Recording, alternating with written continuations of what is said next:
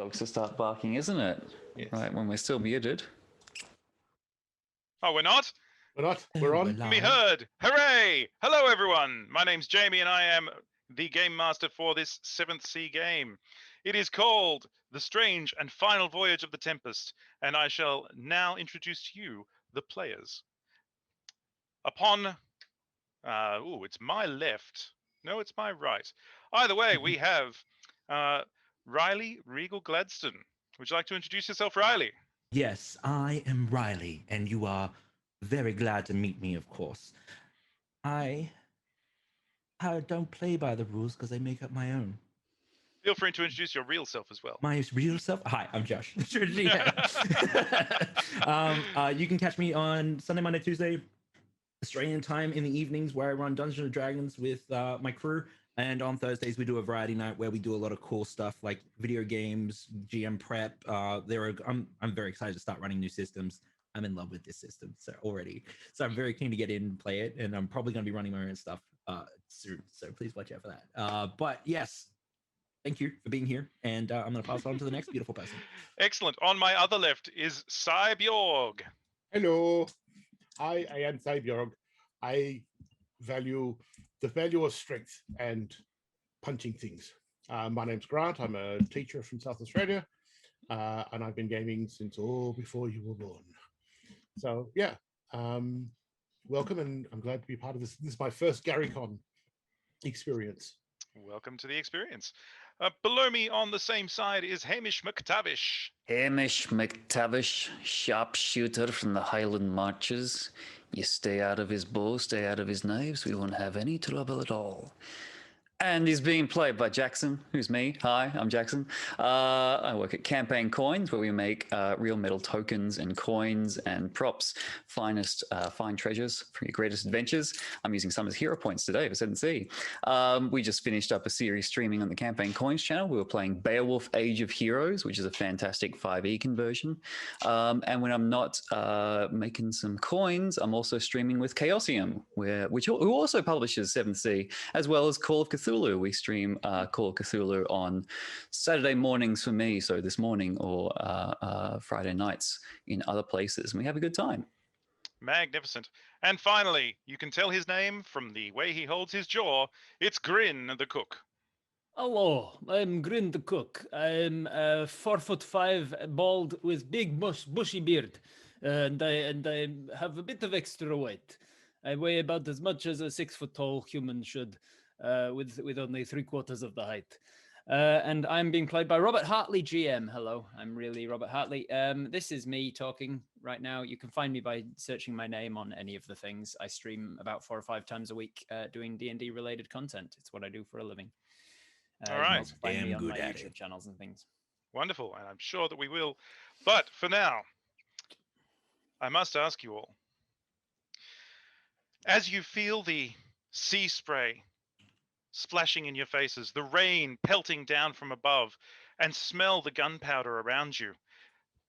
The skies have darkened. The battle is set.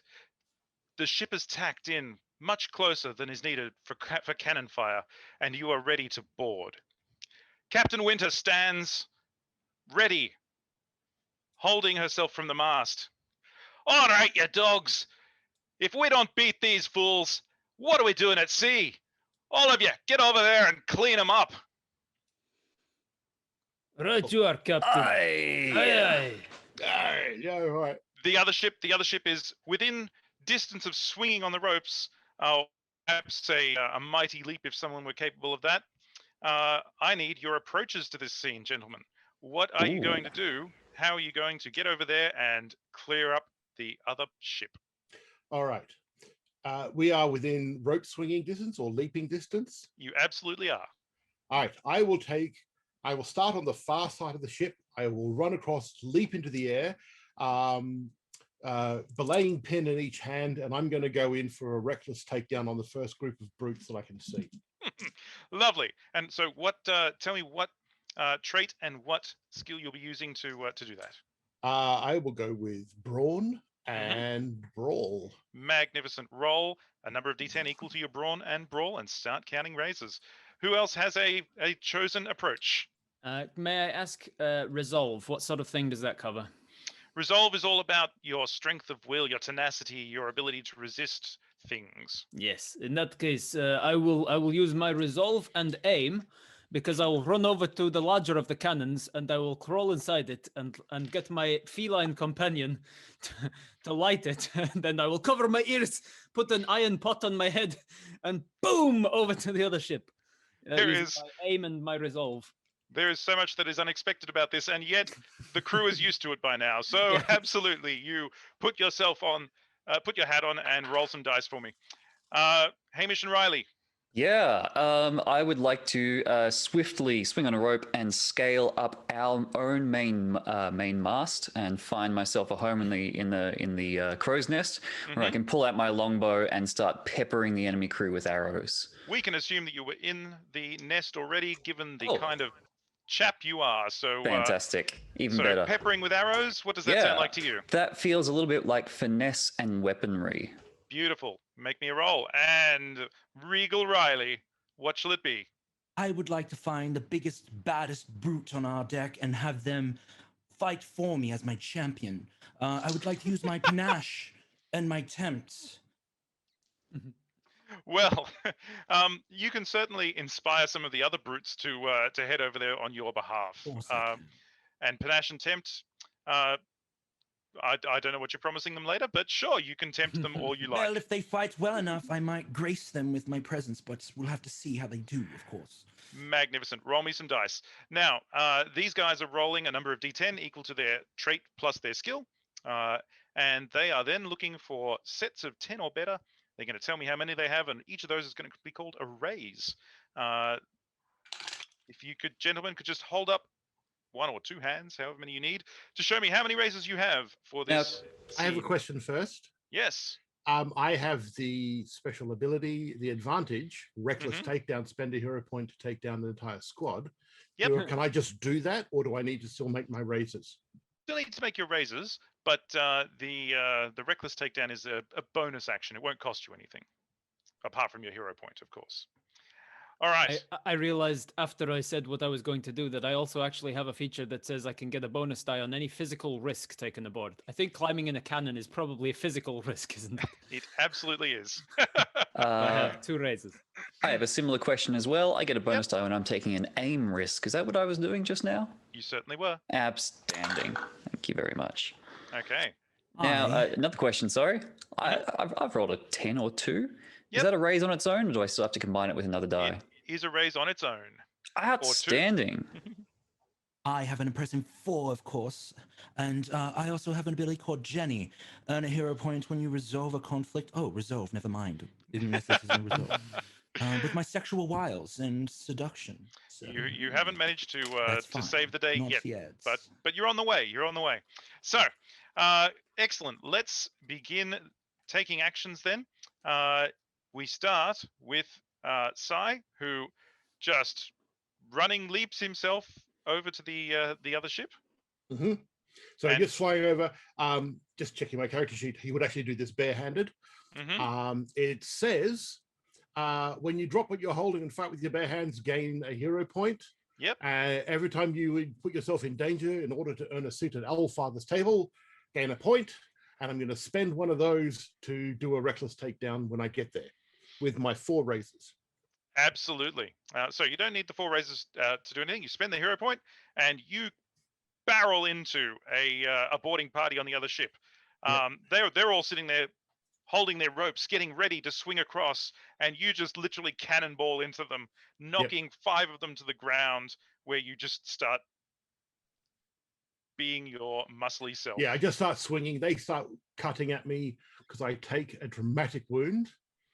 You won't take a dramatic wound from these guys, not at this Okay. stage. But that will come in time.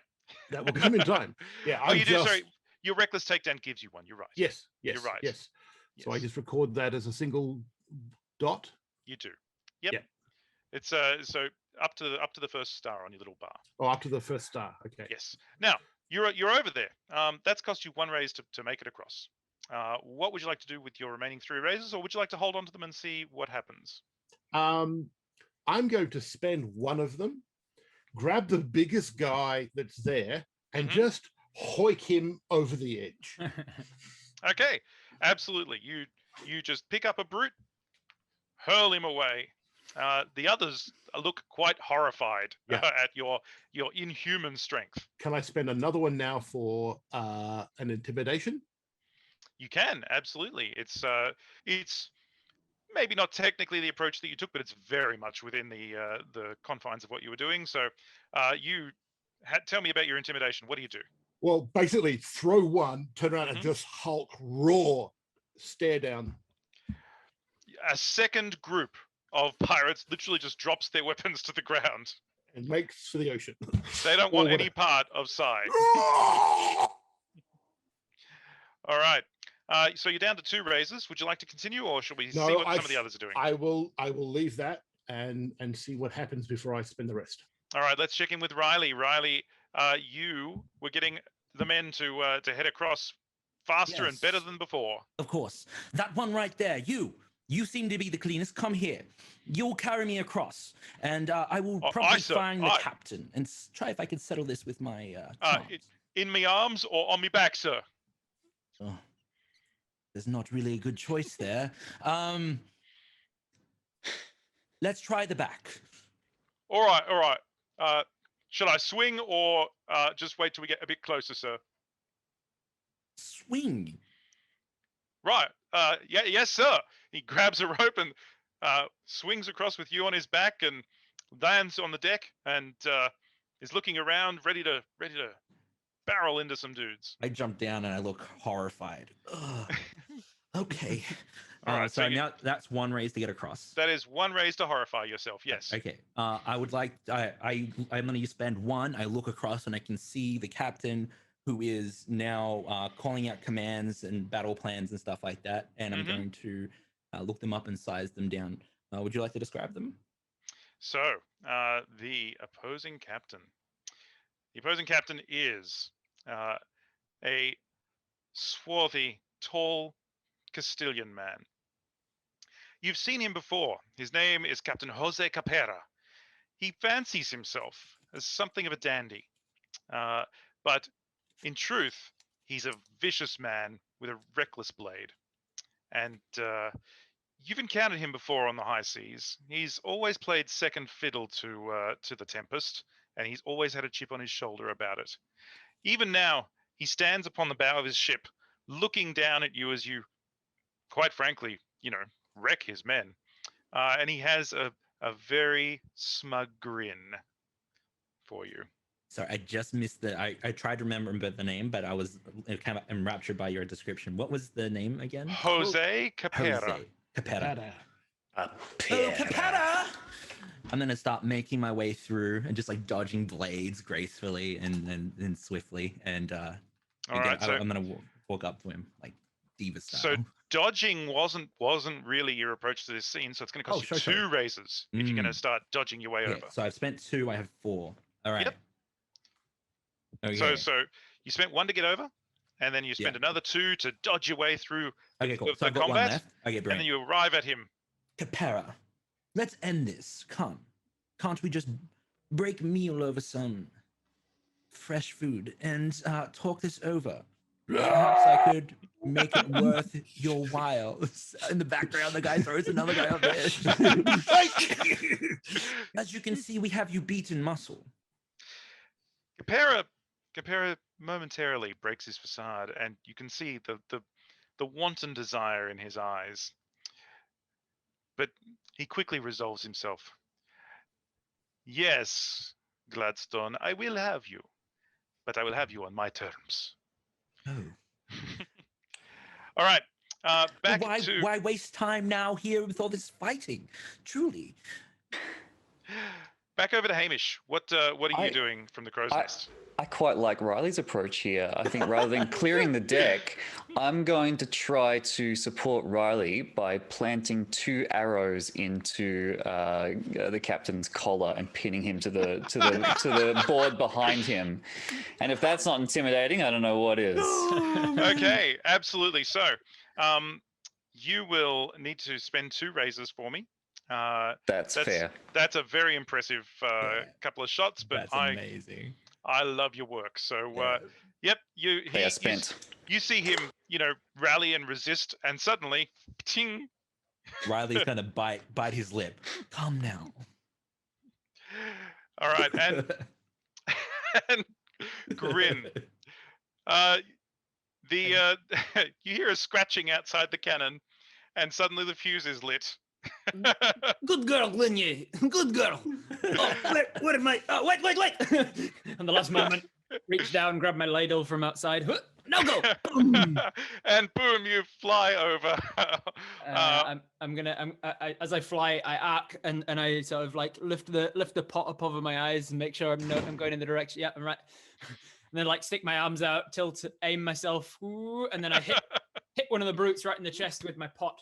And I got my ladle out and hit another one on the way past as well, like flying with my arms out. I've got a ladle out this side, a spatula out this side, and my iron pot in the head. Oof! I hit 3 of them in a line and just knock them. Absolutely. The extra attack there will cost you that'll your give extra me raise, my but extra raise. that's fine. That's a great action for the round. All right. Does anyone have raises remaining? No, I spent all mine, unfortunately. All right, Sai, you can see what's going on. What would you like to do? There's still dozens of men fighting here on the board. So there's dozens of men fighting. Am I aware of the interactions between Regal and the captain? You can see the Regals up there talking again. Yeah.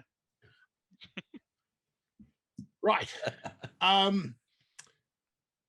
disapprove. I continue. I'm just gonna grab the smallest villain I can see, and I will just peg him into the tallest one I can see, and sort of I'm just smashing human anatomy Absolutely. in really noisy ways.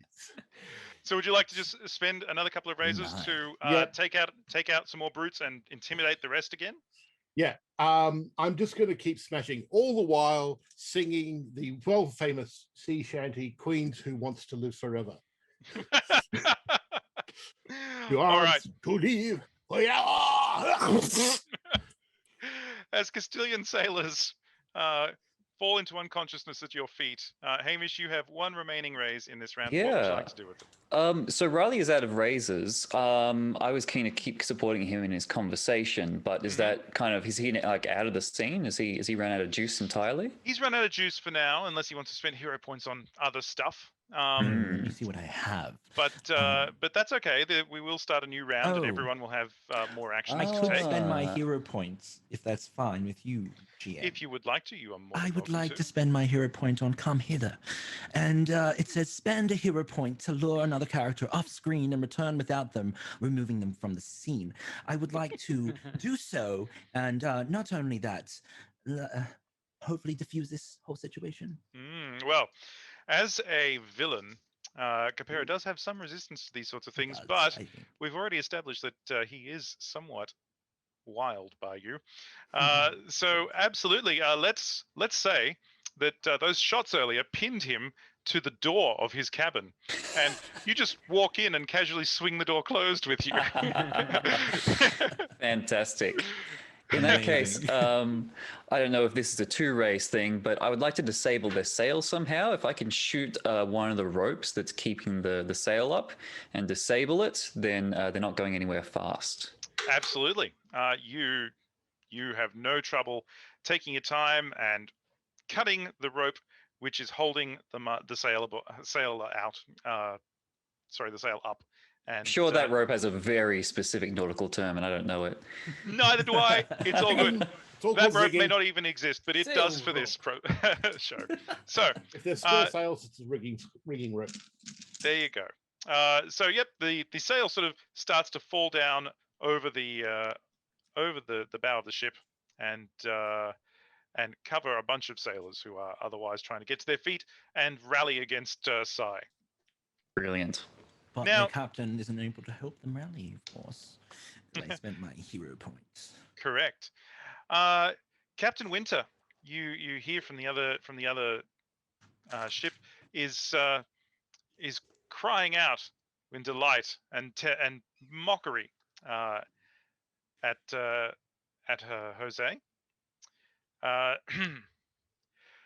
Well, yet another day that you've fallen useless at my feet, Capera. What are you going to do now? What's the next step? You followed me all this way. And it's at that point that the boom of several cannons sounds from the other side of the bay. And you see an Avalonian ship of the line sail into the key in which you find yourself, and unload its guns at the Tempest. No one was prepared for this, and the majority of your crew is now on board the other ship. So this could be trouble. What is everyone's approach for the next round?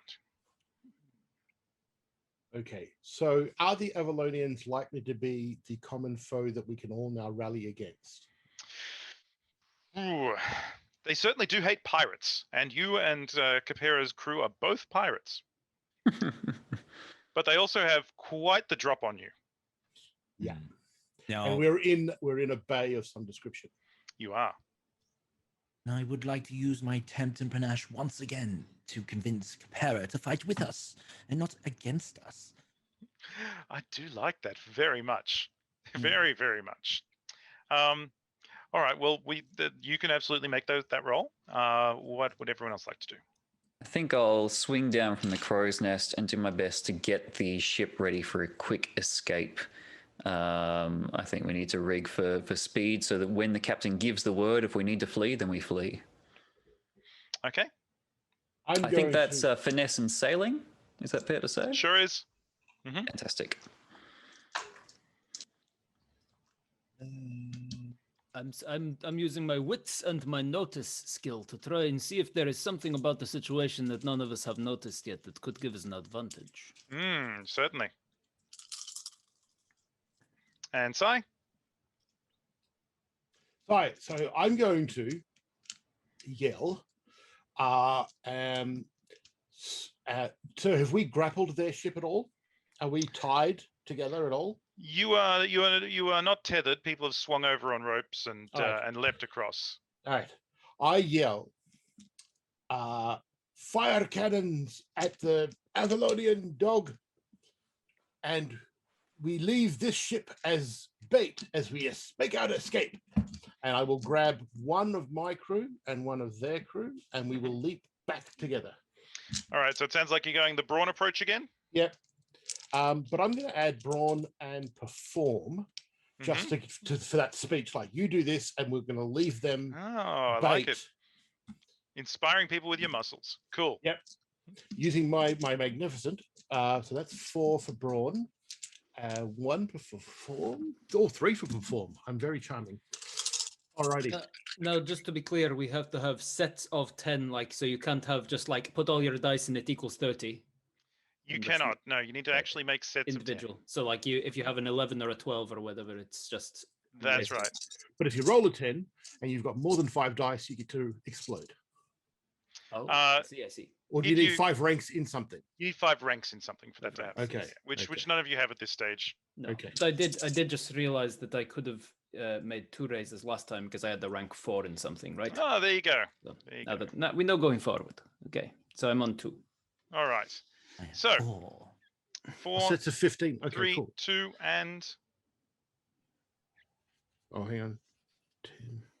10. Could I get that explained to me? I just noticed that rank 3, rank 4, rank 5 business at the bottom of my sheet. sure. What's that about? What's that about is if you have 3 ranks in a skill, you are able to re-roll a single die when you make your roll. When you've got 4 ranks in a skill, you're able to make 2 raises with 1 set of 15. And when you reach rank 5, your 10s explode and you actually roll another d10 as well. Very cool. Is that only ranks in a skill? Not if I say, for instance, my trait has got a rank 4. It is only in a skill. Yeah. Only skills. Good to know. Thank you. Skills, not traits? Skills, not traits. So at this stage, you guys should all be just doing flat rolls. You can re-roll 1 bad die if you want to. If you've got rank 3. If you've got a rank 3 in If your you've got trait, rank 3, that's right. Gotcha. Cool. That's very good to know. Okay. So while we're doing some counting there, Riley, Capera, as you two are Capera, I think entangled, perhaps if you could impress me, we could continue this. But for now, call off your men and let's face this common foe together. And then Gladstone. bat the eyelashes. Gladstone, the love I bear for you is eternal, but the hatred that I bear for your captain is unbreakable.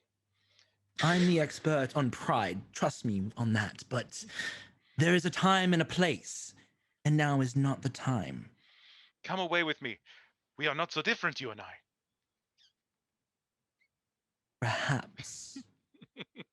But for now, let us take out the Albonians. Albonians? Avalonians. Avalonians. Abalonians? Abalonians. Abalones. He seems to be considering your offer. I get really close. He's very tempted. He's very tempted. Yeah. All right. Sai, meanwhile, you have given a rousing speech and you're grabbing some people and heading back to the other ship. Yeah, I'm going to spend a character point, a hero point, and to intimidate them with my brawl and my perform to follow me. Grab one guy. So that'll be, let's say, 3 of my raiders. I'm just going to grab guys and go, we'll leave this ship as bait. We're going.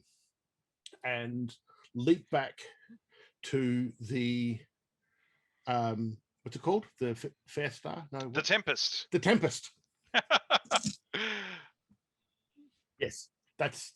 I'm going to spend as many So raises as you need. let's say 2 raises to take those chaps over with you, and start getting things happening over there. Mm-hmm. All right. We are back to. Well, Riley, you still technically have your razors. What would you like to spend them on? There is a thing you can do in 7th Sea called applying pressure, which means that you basically give a demand to a character, and if they don't follow that, everything becomes harder for them. All right. I'm going to give a demand to them right now. All right. So what is the demand that you want to give to Captain Capera? Submit to my request right now, or I leave with my crew, and you will, well, be a disappointment. All right. So now anything that he does that is not submitting to you and joining you, or at least resolving that situation, will cost him 2 raises instead of the one that it usually does. And now that cost me a raise to apply pressure. That costs you a raise to apply pressure. Answer promptly, or I will be leaving. Can I spend another raise then to do that to the rest of his crew? So if they don't get over and make it happen, you can usually only do it to 1 character. But I like your style, so we're just going to say, yep. They absolutely begin jumping over to help out. They can see which way the sun's shining. Hamish, I think you had 3 raises. Yeah, I guess I'll just get started with the mechanical process of kind of rigging the sails for more speed, making sure that we're ready to steer away at a moment's notice, while also looking to the captain for orders to sail. It's going to be a challenge to do so. The ship was not really ready for sailing, being that you were in a small key and of course preparing to engage, but we'll see how things go. So you spend a raise, you can get some sails up and get the ship ready to go. That is what I do. Okay, Grin, you're muted. My fault. Grin had some sticky toffee in the mouth and muted himself. Can you describe again the Abalonian situation? How close and what's the immediate threat for us? So the Avalonian ship is much larger and faster than yours, and it has come around the far side of the bay, which you were not expecting, and opened fire on you. It is not far enough away for comfort. Okay, that's good. I see. So I used my wits and my notice, and I run over. I get out let's see. I get out some binoculars that I have made through bottles, empty bottles, and and I use my my ship scope, but it's just binoculars, and I say, there the Avalonian ship has been. They're bringing with them. It looks like very very diluted alcohol, and it is stored in very flammable barrels right beneath their sails.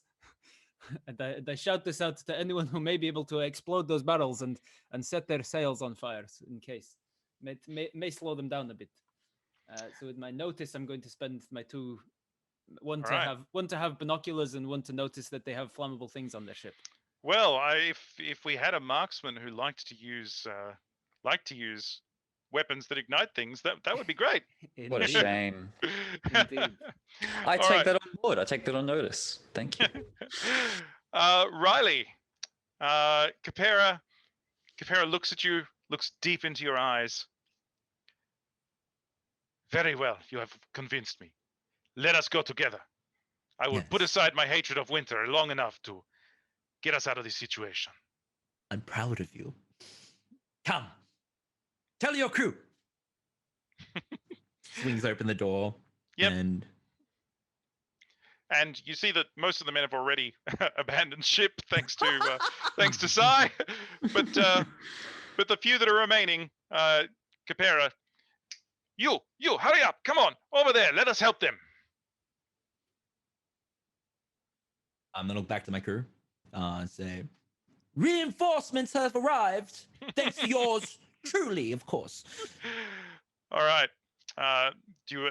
I assume that you would like to get back to the ship as well. Yeah.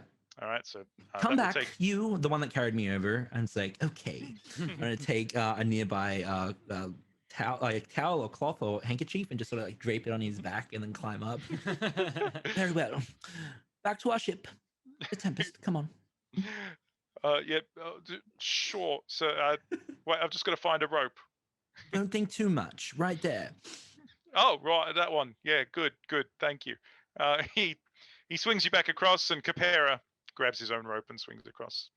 And the crew is reunited on the deck as the Avalonian cannons fire again. There is, especially with your binoculars out, Grin, you can see a very large hole in the side of the Tempest. I say it's okay. They're very far away. Oh wait. Oh no, they're really close. Oh god. Oh no, they're much closer than I thought. Hamish, do you have a plan? Yeah, so I will call the captain. The sails are rigged for speed, Captain. But if I can get one good shot in those battles Grin's spade, I think they'll go up in flames. Right. Well, what are you standing around for? Make it happen. Aye. I will light an arrow with a nearby torch and fling it to the gap in the boards where the flammable barrels are. I am changing my approach. Does that mean I'm going to cost 2 raises for myself? It is going to cost you 2 raises then. All right. Well, that's all right. If I can still get it in with 2 raises, that's a pretty good deal. Absolutely. All right. So you describe to me what happens. All right. I just snatch a torch off a running crew member going past and light a single arrow, and then I stand stock still on the bow, kind of bobbing and weaving with the waves, making sure my arrow is true and steady against the tide. And then at the exact moment, I loose the arrow. The flaming arrow goes flying directly into the window, igniting, hopefully, the captain's private stash. Can you tell me? I don't need you to roll anything, but can you tell me what your notice skill is? My notice skill. That's a great question. My notice is 1. 1. You are an expert marksman. Like, you are one of the best in the world when it comes to bows. But you notice as you are readying this arrow that the storm is picking up strangely fast. It's something feels unnatural about the air around you. It's crackling. It's powerful. Things are changing as you aim. and you loose your arrow, and it flies true, and a barrel bursts into flame on the deck of the Avalonian, the deck of the Avalonian freighter. But even as that happens, you can see the skies darkening above. Good shot, McTavish. Yes, Don't, good work. don't celebrate too soon. They got witches on board. That they have, the Avalonians, amongst other things that they have in their navy, they do have a good way of controlling the weather with their national magics. And indeed, the skies darken, the seas swell, and lightning begins to strike the deck of the Tempest. Ooh. The men scatter as bolts rain down from above, and Captain Winter, you see her face fall in dismay as what started out as a victory is very quickly turning to a defeat. Oh, It's a good save thing me! this. It's a good thing the sails are rigged for speed. She looks briefly at each of you, and you can see in her eyes what she's about to say before she says it. Your sail is caught fire from the lightning, and there is a hole in the side of the ship, and it is sinking. And with sorrow in her eyes, you hear her quietly say, "Man the lifeboats. All of you, get to the lifeboats!" Get out of my way! Get out of my way! Move! Move! But my food. I've been pickling fish for 5 weeks. It was almost ready. Captain Winter swings on a rope down to the wheel and quickly tacks the ship hard to the right, the starboard, in fact, and begins approaching the Avalonian vessel. "All of you, get to shore!" You heard the Rush. captain's orders. Riley Regal is first in the boat. He's looking at the rest of them. I think I still have some razors left, if that's Yeah, okay. I've got one left. Yeah. What would you like to do with them? I'd like to pick the most proper and useful of the crew, apart from the ones here, of course. I'm quite fond of them. But that one there, and I think you smell the least. You.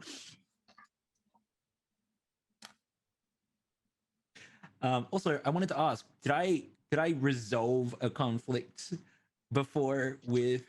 You absolutely did. You can Hell totally yeah. have a hero point for that. Thank you. All right. So, I've got one left. oh, absolutely. What would you like to do with it? I grab one of the barrels for the deck guns, the deck Mhm. powder guns. Yep. And then with that on one arm, I go and stand on the maidenhead and yell to the captain, "Ram them for fire! We shall meet them in the halls of Valhalla." Good luck with that. You can have a hero point, but the captain looks at you and very quickly says, "Say, get to the lifeboat. This is a one-man will." job, and I'm the man." You can observe me grabbing ropes to tie this powder keg to the maidenhead. Okay. I will make my escape if and when I am goddamn ready. Lovely. All right. So the ship sails at best speed toward the Avalonian vessel, and as the crew jump into the lifeboats and begin to make their way to shore, Sai, you will absolutely have time to be one of them. All right. So basically, once we are nice and close, I will set fire to the keg. I will lift my kilt, under which nothing is worn. It's all in perfect working order. And flash them the darkest pit of hell as I leap with a perfect swan dive of my magnificent brawny figure into the clashing waves. If I need to, I will grab some flailing mook and help him into yonder. Absolutely, it's the guy who Riley was swinging around on before. He's hurt his back. Right. So I will grab him. His damaged goods. Use my superior brawn and I'm going to throw in prawn plus. I'll just be. Oh, no need to roll for this. This is No. But this is all beautiful drama. Yeah, I'm just going to grab him around the shoulders and the hips, like wrap my legs around his hips, my arms around his shoulders, and click his spine back into place, Oh, and then throw him into the boat. a little bit of misuse on the side. Beautiful. I didn't expect to get it from you. I thought we would get that from Riley, but let's go with it. So you absolutely crack his back into position, and he's that's way better. Thank you very much. Yes, you're Go! clean now. Into the boat Kind with of. you. All right, and you toss him into the boat, leap over yourself, muscles rippling, and We need to go that way. as you all look on, the Avalonians seem to realize what's happening and begin to try and turn, but their ship is much bigger, and while it's faster, it's also a lot harder to turn. And they begin to tack away, but the Tempest crashes into the Avalonian vessel, and with an almighty explosion, thanks to the powder keg, and they're flammable, but let's not forget, quite poor liquor. Both ships go down. 7 years. My Grin. fineries! Grin starts to cry while looking out, and then My the camera sort of zooms out, and you realize he's cutting onions. 7 years pass, and indeed, we find Grin cutting onions. What are you making tonight? The maitre d' has asked you for something special because apparently there's some VIPs visiting. I'm making lasagna surprise. The surprise is that Lasagna it's borscht. surprise. What is the surprise? We do not like surprise in the dish. The surprise is that it's not lasagna. It's borscht. It's borscht. I see. Well, I just want you to remember we've had lots of people asking for potatoes. They're apparently quite popular at the moment. I hope that there is a significant quantity of potato in your dish tonight, because last night there were a number of complaints about that. What did you call that terrible soup?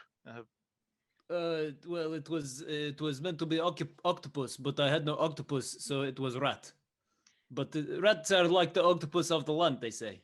You served rat in this restaurant? No, I served land octopus. I see. Land octopus. Yes, because I put two of them together with a skewer, and then they have 8 limbs. Well, look, I must remind you that the Comte de Ville is coming this evening, and we would like to serve him the absolute best food that we can. Do not skimp on anything, and make sure, as I said, there are many potatoes. Of course, lots of potatoes. I will get all the potatoes I can find. And you get back to cooking. You have a moment as things are boiling to reflect on how the last 7 years have passed. How you? Again, where the hell are we? We'll come back to that. Okay. This is just Grin and me. The last 7 years have passed unremarkably for you. The rest of your life was about adventure and the high seas and trying new things and tasting new flavors and finding amazing spices. And you were, for all that Riley used to complain, you know very well that you were the best cook he had ever met. Oh, yes. And now to find yourself working at the behest of this Montagnan fool who wants potatoes every night. Every night potatoes is so boring. Yes, it's somewhat of a fall. And so you hear a knock on the kitchen door unexpectedly. Yes, who is it? I'm busy finding potatoes.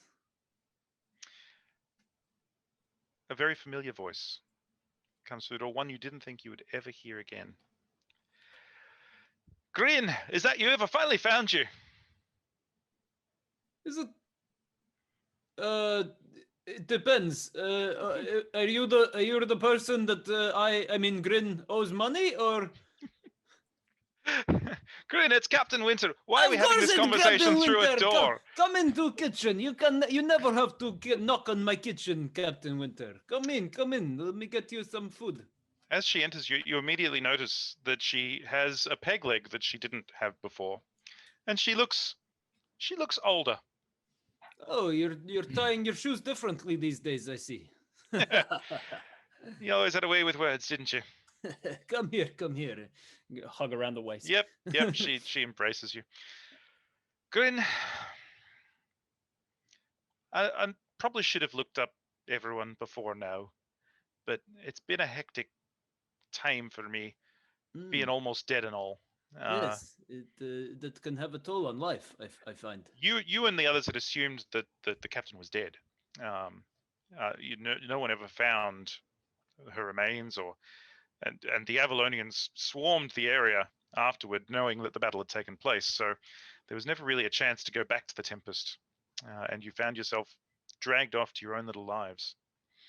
So, I thought, sorry to bring up a bad memory again, but I thought that I saw you go beneath the wave to Davy Jones. How you? Well, honestly, I thought that was going to go that way too, but I got lucky at the last second, and Did you get my donut? I was making big donut, and you use it as life ring, didn't you too? you've caught me out. That's what I Always, knew. I was going to go on ship and find that myself, but yeah. always misusing the food. That was me. Well, Grin, this isn't just a social call. I've got to say though, I want to put the crew back together. Yes, I'm in. Yes, Well, that was a lot easier than I yes. thought. I have one request. No potatoes on the ship. No potatoes. No potatoes on the ship. Well, first I have to get a ship, but I'm happy to Right. put that rule into place once I do. Good, good. We need fish. No potato. Fish and ship. We need fish and ships. Beet? Do you still like beets? Beets are fine. Any other root vegetables is good. We need, but we can no potatoes. All right. Well, shall we go and find the others? Do you know where any of them are? Have you kept contact? I do. Do I? Cool. Do you want to? If you want to finish out your work here, I would understand. I desperately do not. All right. Well, let's go then. Let's go. I walk Right. over to Gary and I say, "Hey Gary, you know how you my sous chef? Well, no, you know sous." And I take my apron over here. Goodbye. Gary looks at his apron, ties it a little bit tighter. Gary knows how to make potatoes. I leave out of the I leave out of the kitchen, and then with the swinging doors that swing both ways, it swings open as I walk out, and on the swing back through, I come straight back into the kitchen, grab my ladle from the side, and then walk out again. This one was mine. All right, sure. And you stroll out. Tell me who you're going to find next. I think Each of you can know one of the others. I know where Sai is. All right. Well, you do indeed know where Sai is, and it is in a very, very poor little coastal town outside of the capital of Montaigne. And he was working in a bar there last you saw him, but that was maybe a year ago now. Who knows what things are like Yes, now. I tried to make things interesting for myself by distilling vodka. Then at least we do something useful out of potatoes. And so I sold a batch of vodka to him as he was working bar. So that was last time I saw him. You make your way there, and you find the bar, but it's barely a bar. Honestly, it seems to be somewhere that local fishermen and whatever travelers pass through this, frankly, arse end of nowhere, stop to get something like liquor. And indeed, as you arrive, Sai is throwing a bum out who can't pay. Oh, there he goes. This naked man comes sailing out the door. And there is I standing there. I will take these and set them for your beers. And I'm holding his clothes. And he puts them in a large basket full of clothes next to the door. You look at Sai's beard, while once well maintained and groomed, is long and fairly unkempt. He still has that thick, heavy brawn, but he's no longer magnificent. There is a layer of weariness and a tub and lack of definition in his awesomeness. And he's taken to wearing a shirt. How things have fallen. Right. Barely noticing anyone else in the street, he turns to Coddle in his despair and sidles back, where he sits down next on a table where it says, arm wrestle, 1 silver piece.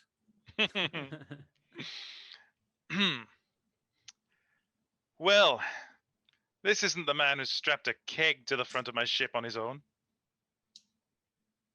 I have a story like that once. Holy shit, by the gods. Cotton! How Hello, are you? Sai. It's good to see you again. Oh, Grin. It'd be Hello. good for you to be here. I don't believe I'd ever miss your cooking. I miss your cooking. What are you doing working in a bar, Sai? Well, apparently, well, the people from the Avalonians who survived saw me with the big keg and wanted posters, and I couldn't go near the cities. So here I am. Tell me you at least still play the flute. You could have been a concert musician if you hadn't been such a great pirate. I had to sell my flute. We'll get you another one. We're going on a job. On a job. Where are we going? I'll tell you once we've got the others. Do you know where anyone is? I wish I knew where any of the others are, but I only know where Regal is. Smash cut 2. You are in Voyage, which is the analog of Italy in the 7th Sea world, and you walk through the streets, feeling perhaps a little underdressed. Everyone in Voyage is wearing the latest fashions. They're very, very aware of social graces and haute couture. Now, who's that? Is that the others, or is that Riley? Well, that's the people they see on the street. Oh, sure, very well. Yep. And Sai takes you to the place that he'd heard Riley was working last, and exactly, the captain, Riley's working. What? And you go into this bank, and there is a queue of people, all of whom seem quite angry and distracted and fed up at the fact that they've been waiting in a queue. And at the front of the queue, you can both see that Riley is sitting there wearing a banker's hat, filling out paperwork, looking horribly dejected.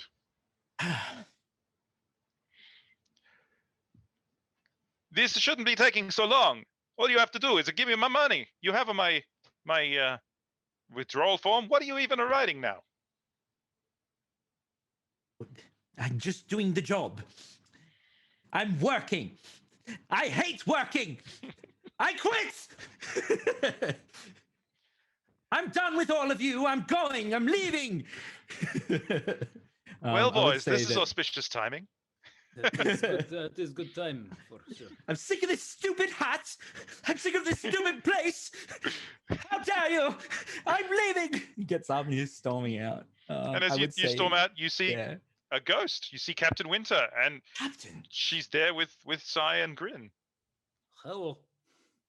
quickly, we must leave. Come, come, come. Let's go. Are you going to take them back to your apartment? It's not much of an apartment. No, I would never, never. They must see me in my proper attire. We will go to the finest eatery that we can. Spare no expense at all, please. I just quit my job, so I can't spare expense. Fine, I've got you covered, Grin. You all just quit your job, though. No, it's fine. Trust me, please. Where can we go? Where Uh, is the best? Probably the best place in town is Faizul's. They're a pasta place. We are going there, of course. All right. You make your way to Faizul's, and they immediately seat you and bring you garlic bread and pastas Excuse me, do you have any potatoes? and Gnocchi. no, we don't do a potato. It's Okay, that's a shame. I really felt like some potatoes. But there's maybe some in the gnocchi, but not much. I'll have the gnocchi. Your finest bottle they of don't wine, really- please, as well. Of course, monsieur. Yes. They don't really pay much attention to what you're ordering. They just bring you food. I will take a time at this. This is a fine eatery, yes, It is a fine eatery. and there are fine people in this eatery, Hmm. and these fine people are consuming at the eatery. Therefore, at some point, some gentleman will require to relieve himself. I shall. This is not an unreasonable assumption. Yes. I will follow said gentleman and relieve him of the burden of his purse. All right. Good. Sure. You follow a man to the privy, and is this a violent removal of the purse? Well, he's Or going a to wake subtle up with removal half. of the purse? Oh no! I'm just going to render him unconscious. Uh-huh. Okay. You got to be careful with this sort of thing because that's not heroic, and we are a very heroic crew here. You can, won't matter for this game, but you can earn corruption points for doing actions that are not heroic. But I see. Well, fully knowing that, I knocked the cunt unconscious. the chap, we're PG. Oh, my apologies. Okay, so yes, you knock him unconscious and relieve him of a few coins, so that you can splurge on the meal. All coins. Now, Captain, what perchance brings you to my city? Well, I found myself alive, which wasn't really what I was expecting, Yes. and I've got a plan for one last job that we could do together. Might more work. mean that we weren't in these conditions anymore. We were the greatest crew there ever was, and I'd love to get back to that. I must admit, I do miss the adventure. Don't we all? Do you have a ship? Not yet, but I've got a plan. Very well. Well, We over the will. past. Go We ahead. will need Hamish. We can. I know where he is. You I've been do. keeping track of him. He, out of the rest of us, impressed me the most. With that. I'm that sitting spectacular shot. right here. Yes, I know. Oh, Now, Captain, I do have some funds stored, a kitty, if you will. The reason I was working that job at the bank was because I was embezzling. So I have much an amount of money that I could put towards this campaign of yours. Of course, it would be an investment. I would want to see a return.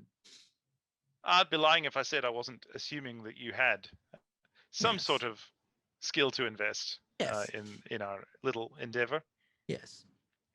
So, Excellent. do we have a compact? Of course we do, my friend. Very well. Then you will have my skills and my funds. Now, Well, let me tell you absolutely. exactly where Hamish is. Sorry, go ahead. and then we smash cut to a circus tent. It is grey and raining outside. That's because it is always grey and raining in Eisen. Who knows why this circus decided to come to Eisen in the first place? Because people in Eisen don't want circuses. they want some relief from the daily grind of being in Eisen. I can't emphasize enough how terrible it is to be in Eisen. Riley has And- the fanciest and frilliest of umbrellas.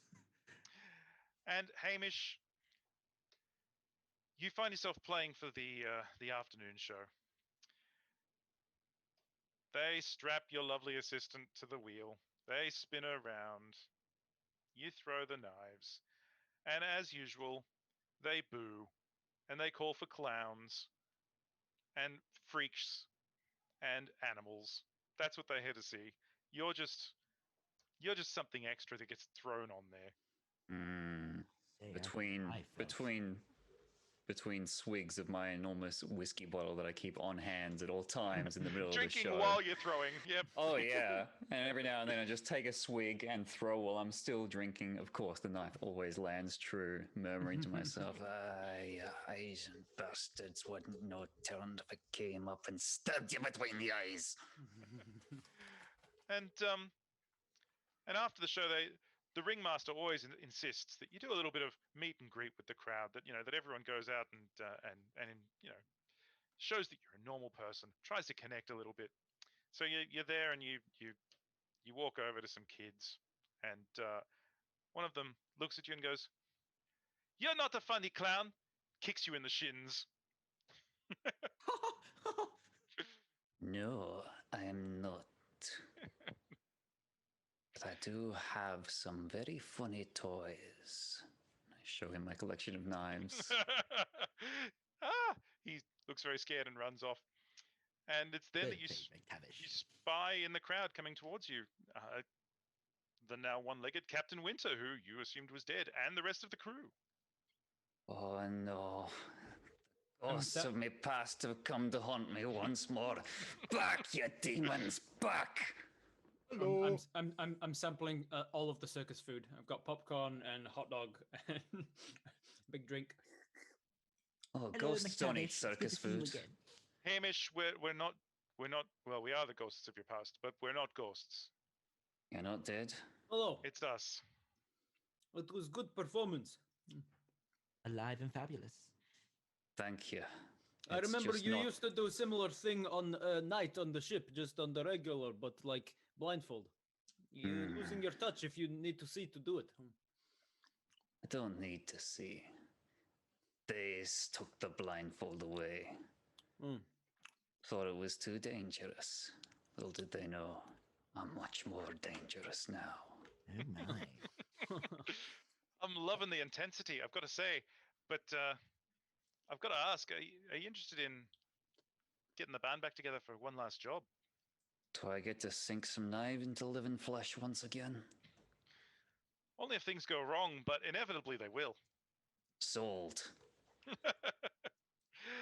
And thus the crew is reassembled. You find yourself a short while later in a bar. You're clustered around a table deep at the back. Drinks have been bought. There's food around for you. Captain Winter I see. seems to have been able to supply everything so far that's been needed. So, are you ready to hear about the job? Of Aye. course. Dying to. Well, let me tell you. It starts long ago. I don't know how religious any of you are. Personally, I'm not deeply. Does money count? That is a religion, but not the one of which I speak. No. The prophet, the third prophet, came to Castile some 50, 100 years ago now, and reformed the church. Got everyone on board. Now they do that whole Inquisition thing. I don't know. It's not for me. But before his time, there was a second prophet. The second prophet came and spread the word that everyone could be saved. That if they turned away from evil and sorcery, people could be somehow lifted up by their belief in Theus, and he was quite a chap, but he was murdered for his beliefs. Artifacts revolving around the second prophet fetch a very handsome price, very handsome indeed. And I've found a map to the shroud of the second prophet. There's a few hitches, but I think we can probably manage them. If any of you wants to tap out now, this is the time to say so. I don't believe in all of these things, but is there at the end of this a chance for the ship and life upon the seas? There's a chance for you to own your own ship with the amount of money we're talking about. Seems to me we can't afford not to take it. I That- agree. That's the position that I always thought we were in. The map to the Shroud of the Second Prophet has been purchased recently by a Vedacian noble. His name's Lorenzo Caltapreso. Fancies himself as a map collector. I don't think he knows exactly what he's got, but I guess we'll have to find out the hard way. Caltapreso is holding a masquerade ball in a few days. Oh my. Shopping! And I think it might be the best chance we've got to duck in there and relieve him of his treasure. Yes, I think it is a good idea. I'm in like lobster in pot. I will, of course, need to give you all makeovers. You can't No, go looking no. like that. No. Oh, by the way, in the journeys across the lands to collect our 4 companions, I have now, On the map in the background, yeah. as we have traveled to these various locations to collect the rest of the crew, I have returned to my previous Adonis state. Even can we have a bit of a workout montage? Tell me what you were doing when we to regain your figure. Well, along the way of the evening, I would basically deadlift Regal several times. Yeah, I've been to creating lean down, I would eat Grin's cooking. Yeah, I've been I've been giving you lots of high protein meals. Yeah. And while others may have ridden or whatever, he has jogged along, sit-ups and crunches and those sorts of things. This renewed purpose has given him a chance. The shirt first became sleeveless with a headband made of sleeves. And then eventually it has worn itself down from his physical activity until finally he just burst all the buttons with his enormous pecs. And given up on the shirt completely. It's now relegated to hanky status. All right. Has anyone else been doing any montagey things as we've been traveling? Shopping in the themselves finest back in order. places, getting my hair done, my nails done. I have various appointments across the lands, making connections and the like. And Do you have a thieving when I ridiculous? can. Do you have a ridiculous pompadour? Oh, pompadour. Is that in fashion? It is at the moment in Then the I courts of have it. Montaigne. Yes, of course. Must always be fashionable. Yes, King Louis XVI is quite partial to one, and it seems to be setting the trend. Oh, yes. And mine is better than his. And Hamish, I was actually just going to say, Hamish has developed some weird peculiarities on top of his old weird Couple little peculiarities. Yeah, in his kind of paranoid, drunken state. And I was literally about to say one of them is he can't stand hats. Can't stand anyone around him wearing hats because you don't know what they're hiding under there, do you? So his method of getting his marksmanship back to shape is anytime when any one of his companions puts a hat on, he immediately whips his longbow out and shoots it off. Tosses a knife clean through it, shaving it off their head. No hats around me. and Grin, have you been Yes, getting back to it? we've been trying. We've been going through lots of different lands, different countries and areas. So I've been sampling the local wares wherever we go to get the taste of different spices and combinations of things. I've been trying some that don't work out so well, and leave my guinea pigs, I mean crew and friends, a little worse for wears the next day. Let's say. We I haven't like- actually mentioned your cat as well. Yes, is I've been following making you sure. around. Yes, I made sure to save her from the sinking ship before we skedaddled, and I've been keeping her around as well. Okay, wonderful. So uh, the plan is set that you will infiltrate the house of Lorenzo Caltapreso. You will, at his masquerade, steal the map, escape. You'll need a boat, and then you're going to find the Shroud of the Second Prophet. Of course. All right. With What that, could possibly go wrong? I'm Nothing sure when I'm it'll around, be of course. fine. So, with all that in mind, we're going to take a 10-minute break, a little bio break for everyone. Come back and be ready for some excitement and adventure. Toodaloo.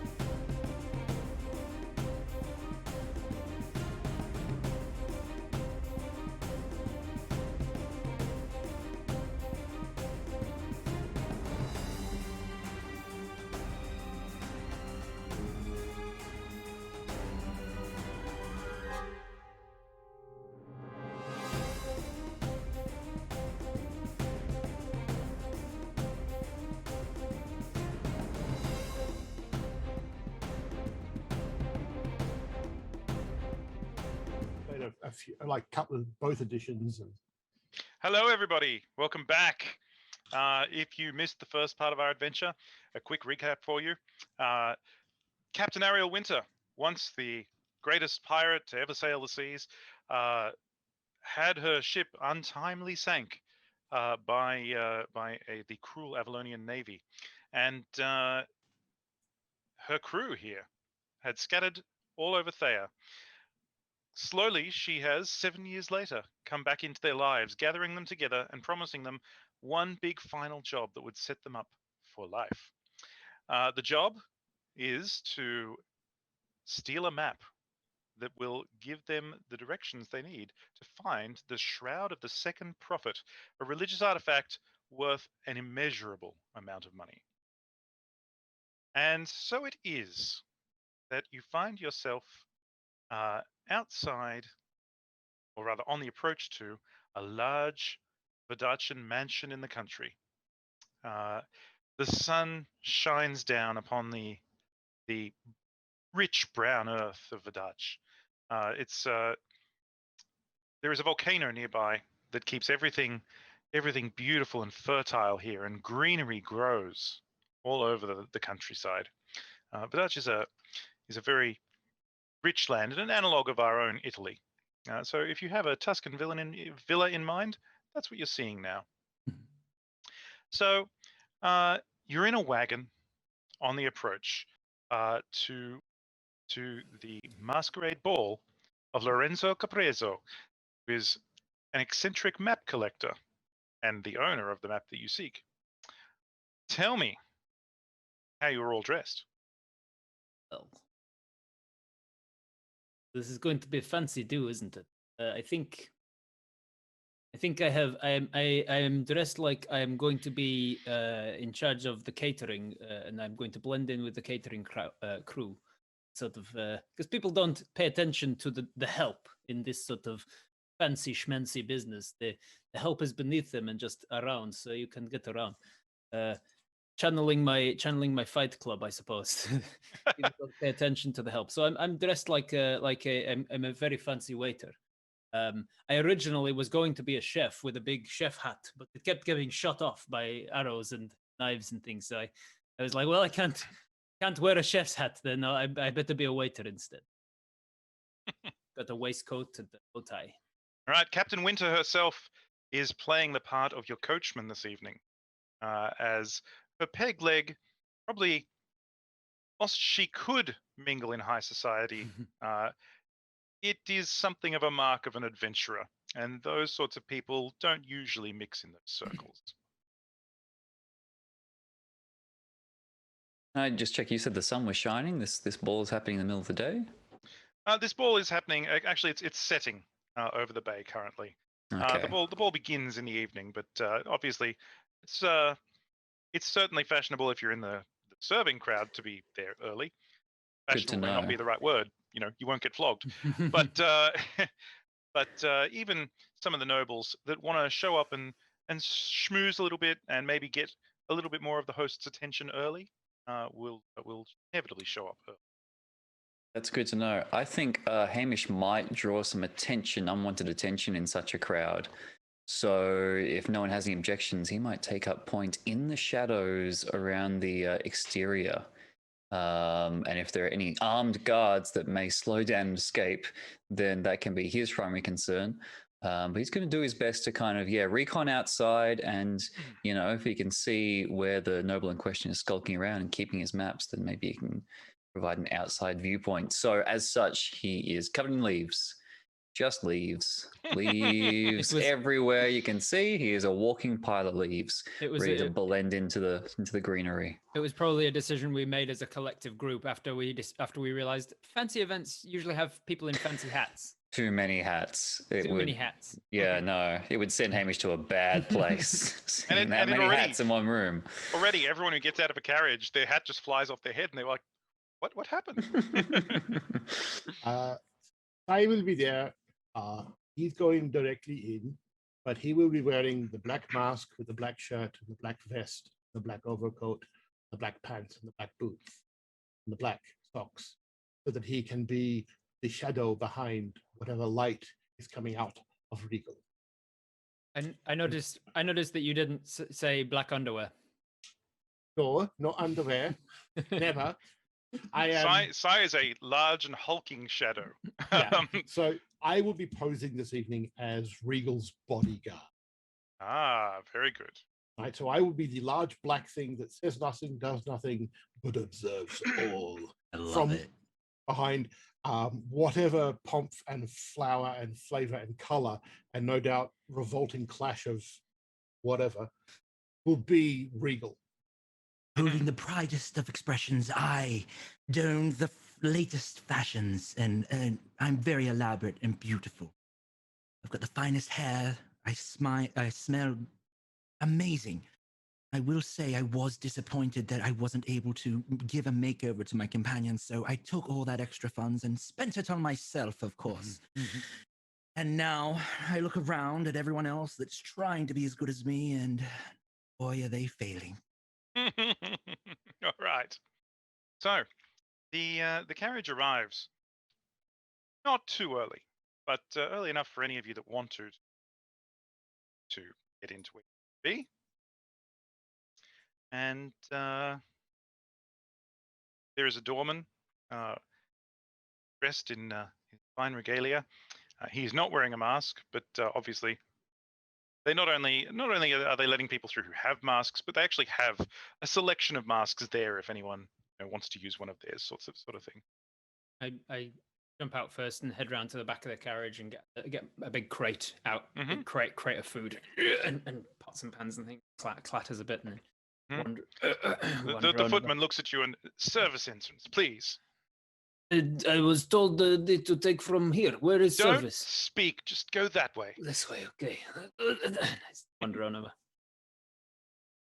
I look over and look at the masks with disdain. They're actually quite nice, and there is a theme to them. Each of them is shaped like a different nation of Thea. Oh, that's very cool. And has sort of subtle features like where there's a lake, it might be where the eye is on the mask, or if there's a river that could be the mouth, that sort of thing. It's quite cleverly done. Whatever the Thea equivalent of Lichtenberg is, just like a little spot on your cheek. It's just, not much of a mask. Yep. I look to the attendant. Must I wear one of these? Yes, a mask is compulsory for the ball. Master would be quite put out if I let anyone in without one. Oh, I don't want to hide this. Yes. I look to see the one that covers the least, or the most fancy and rare out of them. So one that people haven't been picking. Well, where is Riley from originally? Oh, it does say Montagne. Oh, sorry. Montaigne. Yeah, sorry. You are the Montagnan? Oui? Yeah, yes. But I set myself apart from that common accent. Have adopted my own, of course. Absolutely. Well, Montaigne's mask is actually quite discreet. It covers up to sort of the nose. Okay, then what I'll say is that this is a character development moment, and there's a little bit of national pride there as he picks it up and puts. Best represent where I'm from, of course. Thank you. Thank you, sir. I would not have picked it from your accent, but you are most welcome. Do you have an invitation? Me? An invitation? You don't know who I am. How dare you? My most humble apologies, sir. I am. Who is in charge here? Must I speak with the host? I could fetch him if you would like, sir. You would fetch the host? You're so uplifted, of course. Yes, please. I would like to speak with the host. Very well, sir. Yes, please. Just a moment. A moment later, a very, very expansive. Hang on a second. This dignitary that is requiring invitations. Yep. The footman. The doorman. He was checking a list of some description for. He was asking for an invitation. Right. So there would be a pile of invitations that he's collecting. Oh, there are, absolutely, yes. Right. while he's decked off, I'll show Mhm. 3 or 4 to Regal. Pick one of those names, and then like, You devil. Quite clever. and then I'll put Yes. it in. All And then right. put the rest back.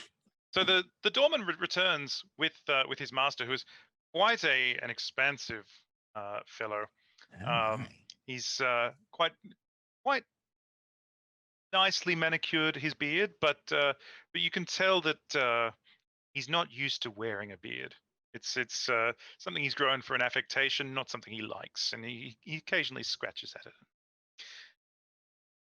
What is the problem? My servant tells me that you are having a difficulty with your invitation, kind sir.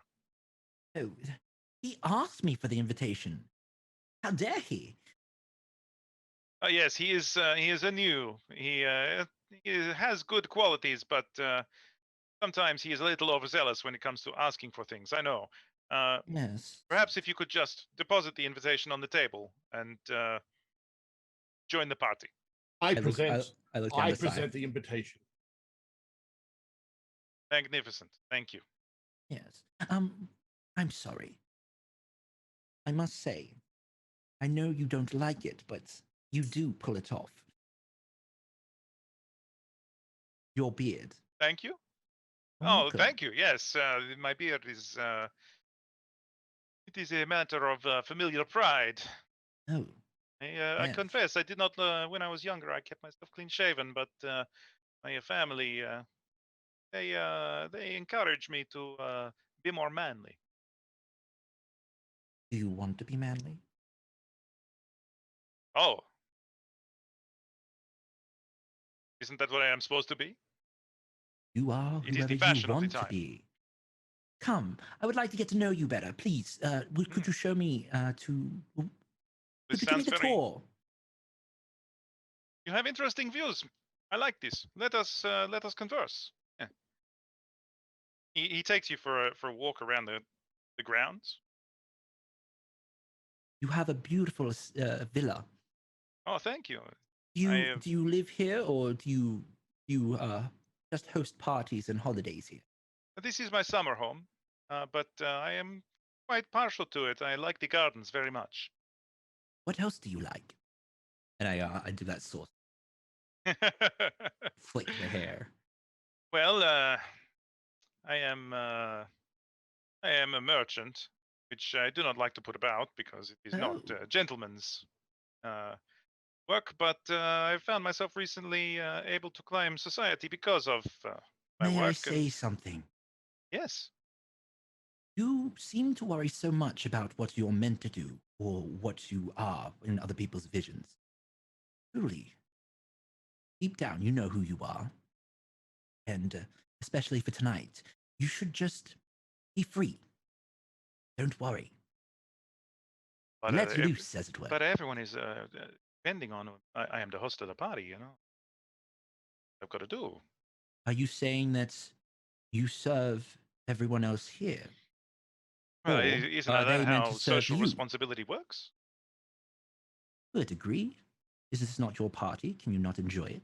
You have people that work for you. A good point. Hmm. I do have people I pay these people very well to do the work. As he starts talking about the people who work for him, it cuts to one of the waiting staff just moving past one of the entrances with one of the full plates of vol au vents or something, and I come past and I say, chef wants me to do. Wait, no, Scottish. Russian. Chef wants me to do this. He says there is vegetarian who has not found any of vegetarian platter yet. You take it to the back corner on the right. And I take the vol au vents and I just start moving. Vegetarian? Yes, people who do not eat meat. Pansies, they say. Platter. Yes, platter for vegetarian platter. The food, the ones of the tiny things with the without the chorizo on. Just go talk to That chef. one. Go talk to chef. And talk to chef. Dismiss him away. He And goes off. take the platter, and I start. I walk through the doors that he was about to go through out into the main hall and start looking around, start noticing the people who are in. There are a number of very fancy people here. who completely ignore you, taking things from your platter as you walk past. I'm like, because of my height, my very low Danny DeVito-esque One of them stature, notices you nodding at him and feels kind of offended. and avert my eyes, and I'm like below most of them, so I can get a good. I can shield who I'm looking at by the platter above me. Mhm. Avoid making eye contact with anybody and isn't anybody else. As you're walking through, you notice that there's a band playing. There's a cellist and a flutist and a couple of other the backup musicians and singer. And you can't help but be taken back to the old days when on stormy nights, Sai would pull out his flute and play for the crew, and everyone would join in and sing, and it was a much happier time. You're struck by just missing that sensation of being part of something. Back outside, Hamish, you can see now there's like a queue of wagons coming up the road, and they're starting to very much sort of bog down as one stops and gets out and unloads, and nobles come through, and more pile up behind, waiting. And you can Alright. sort of even hear from your hidden position people complaining about, oh, and this new upstart Lorenzo, he does not have expensive holdings. He is keeping us waiting. Does not have enough footmen. What is going on? Ah, this is going to be a terrible ball. Ah, he is just a new money. It is no good. All right, I am quickly tired of hearing this. Remind me again, Lorenzo is our host, and he is also the one in possession of this map that we so desire. Is that correct? All right, they're the one and the same. Fantastic. That is correct. All right, so I could probably get a glimpse of him when Regal goes in and has a good chat. So as soon as I see that and I get his face, I burn it into my brain, make sure, and then I start moving about the shrubbery and the fine gardens, keeping an eye on him as he moves through the house, through the windows, and through the open kind of beautiful bay windows and double doors, while also trying to get a lay of the house and perhaps getting a feel for where I might find some kind of study or museum type room where we'll find the map.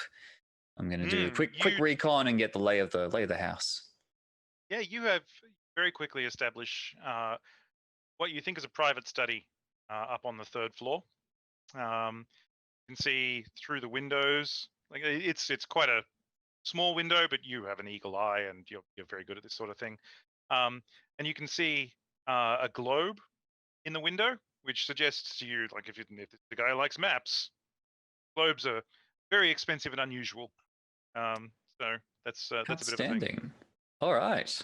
Well, as soon as I've noted that, at a point where it feels like I get in, I get in. All right. Well, could be harder than you think because it's still in view of the front of the building. So all those carriages would be able to see you if you climb the wall. You need to find another way in.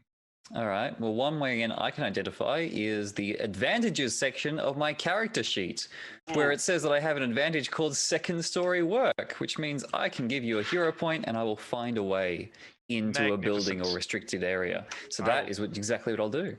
Take that hero point gladly, and say that you can see that on the back of the building, away from everyone's field of vision, there is what looks like a very easily scalable brick chimney that must come from one of the ovens in the kitchen. Fantastic. And just before I leave the gardens and dart away, I do this enormous shimmy and all the leaves fall off, revealing my black cloth and leather outfit, perfect for scaling and breaking and entering. All right. I disappear in through the window.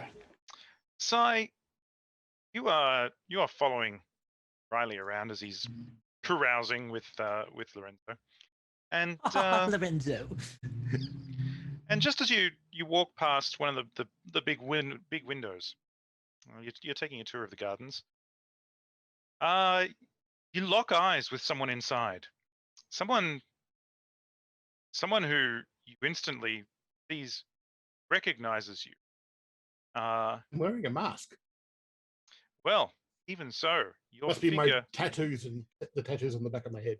and your figure is quite remarkable. He doesn't recognize you 100%, but you just get that look of, I know you, from through the window. The man in question is a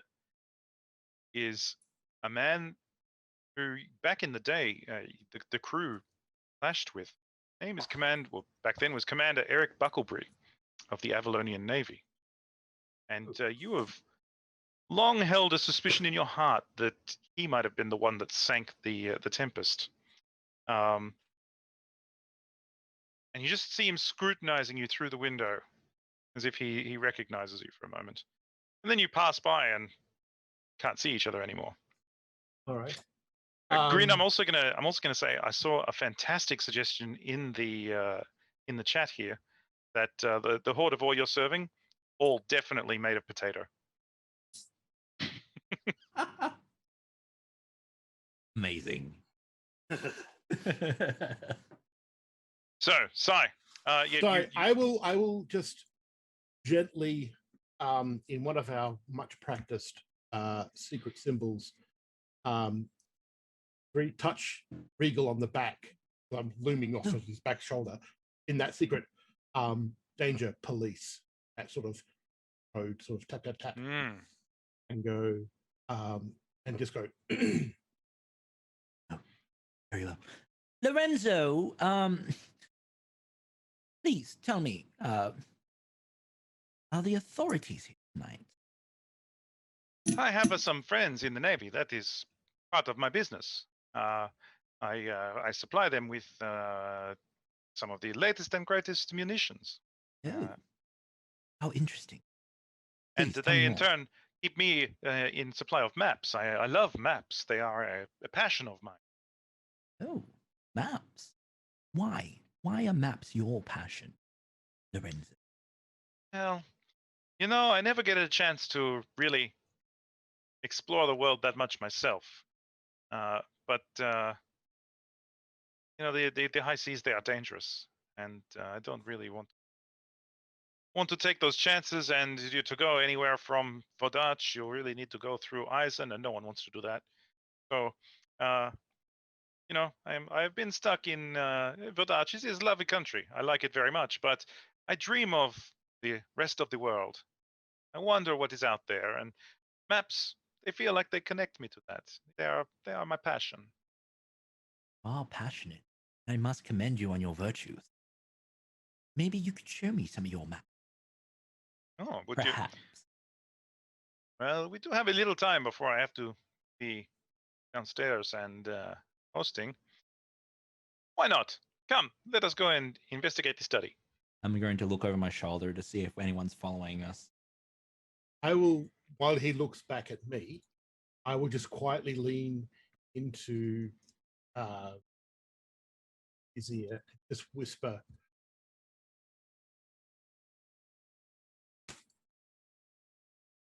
Huckleberry, Avalonian. Right.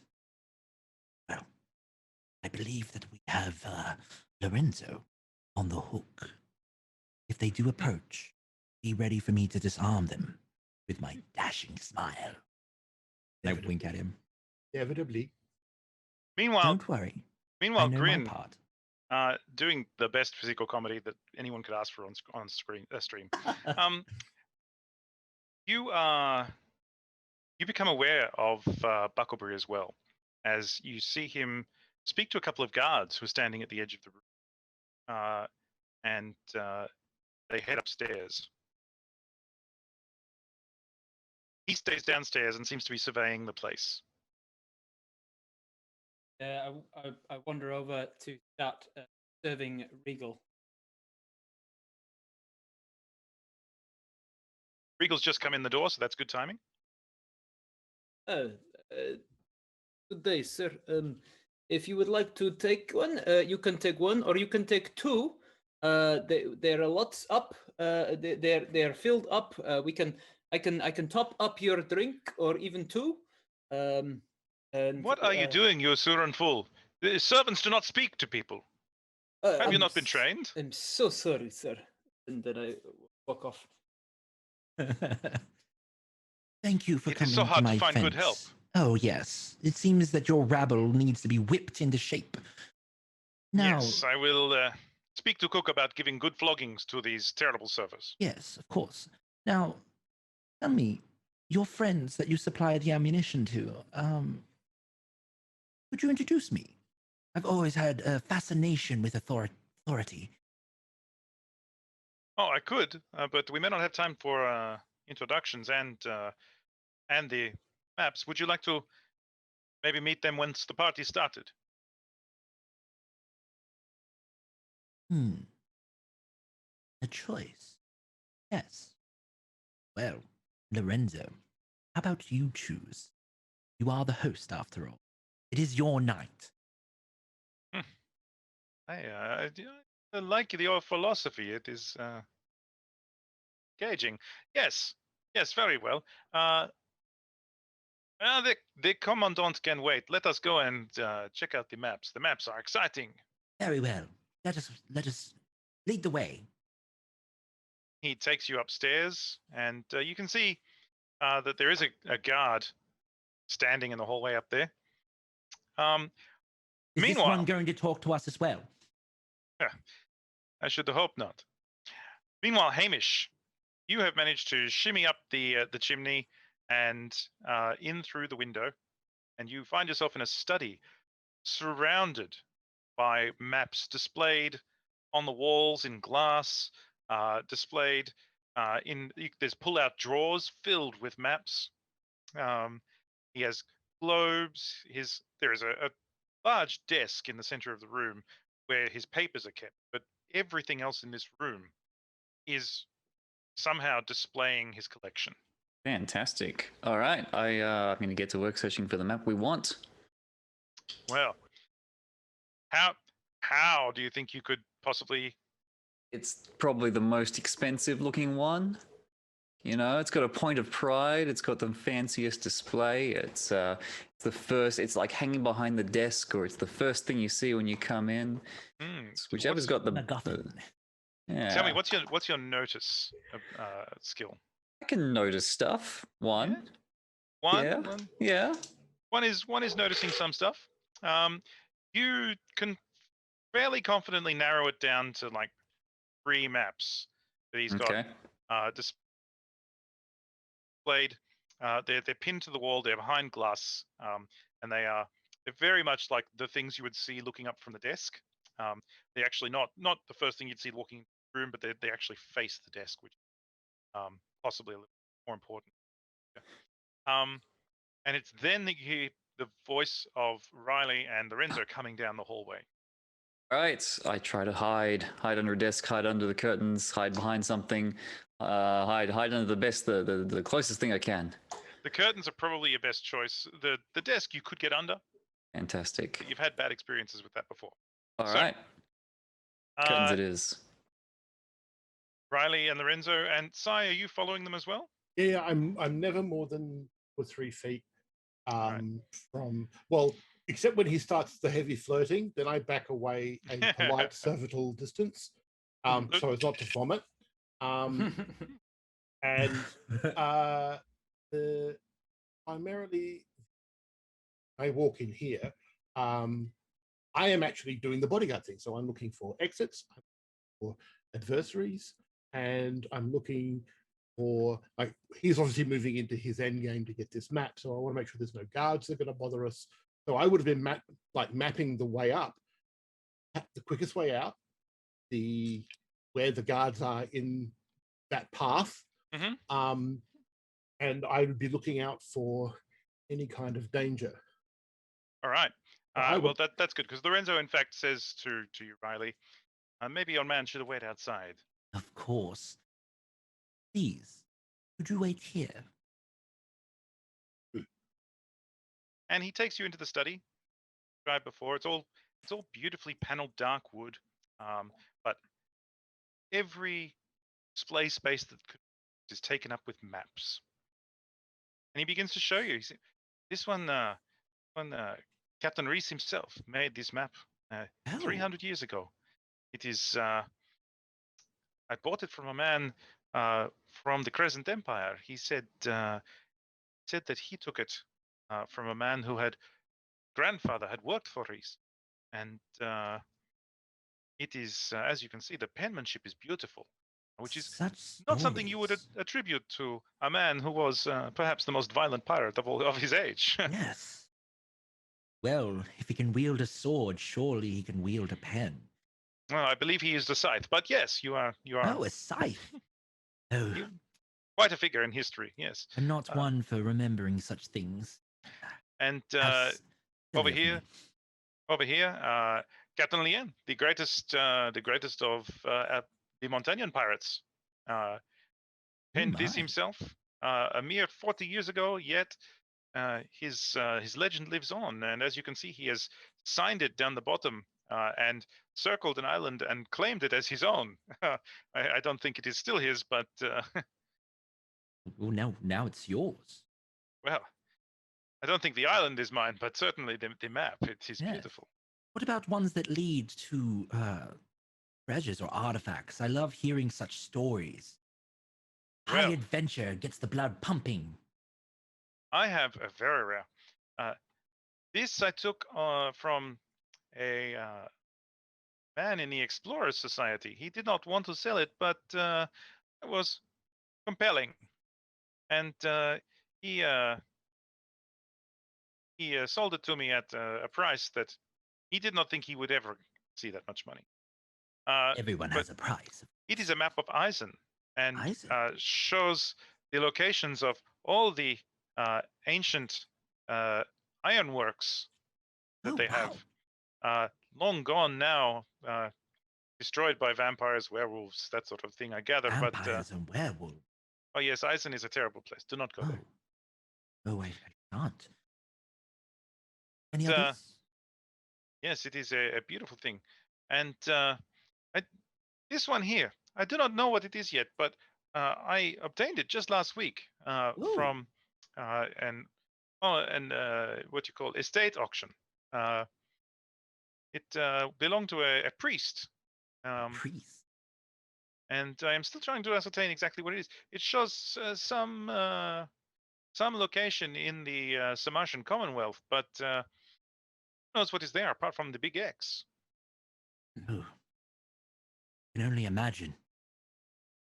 Lorenzo, can I be honest with you? Oh, of course.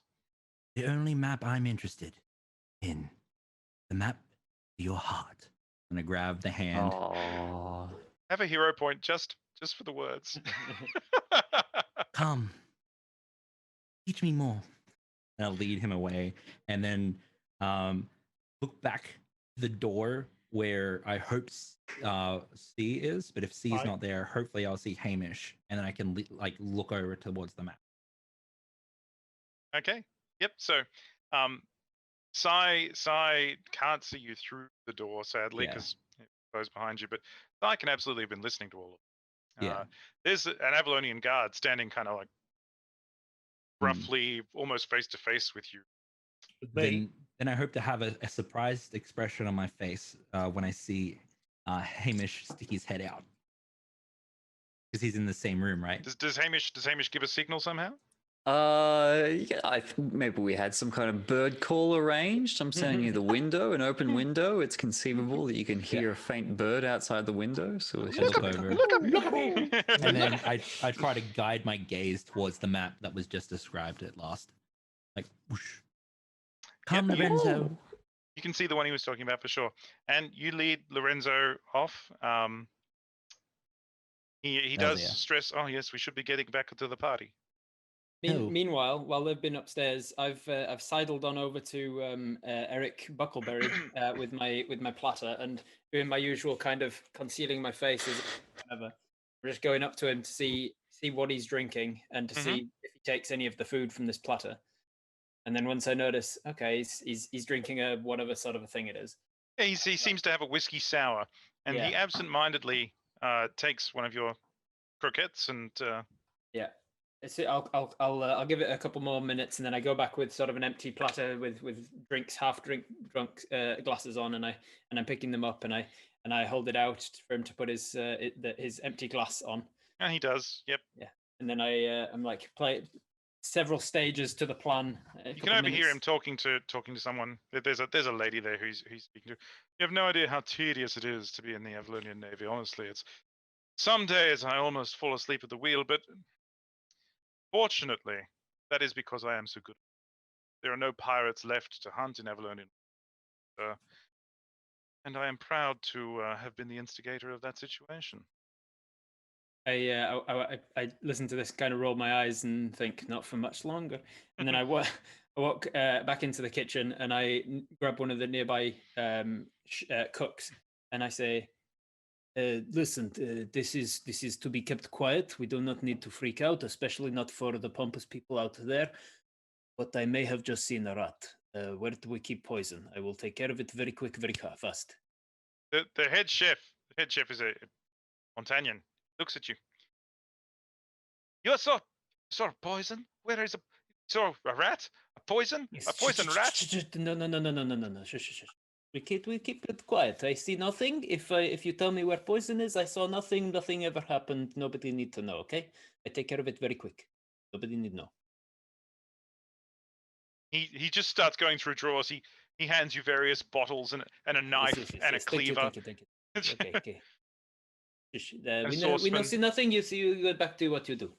Keep it quiet. Very Yes, quiet. of course. Do not of cause a course. scene. Nobody saw nothing.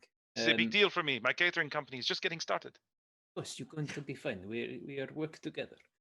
And I refresh a whiskey sour, and I pour in some poison. Not enough to kill him, but enough to incapacitate and make him feel like he was dead for an evening.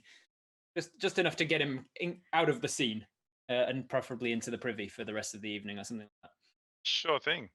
And I sort of swirl it around. I add in a little extra of the sour, make sure that I'm trying to disguise the taste as much as possible. Grab a couple more of the stronger tasting, more exotic hors d'oeuvres, and then I take it on over. I've got another drink on there to disguise it. I give one to another person just before old Eric Buckleberry, and then I head over to Eric and I present him with the whiskey. Oh, he takes it absentmindedly and begins to drink. Meanwhile, upstairs, Sai, Avalonian guard is giving you the stink eye. Yeah, I look at him and go, the thing about Avalonians is every time I scrape the dog shit off my boot, I think of you. Wow. One, do I know you?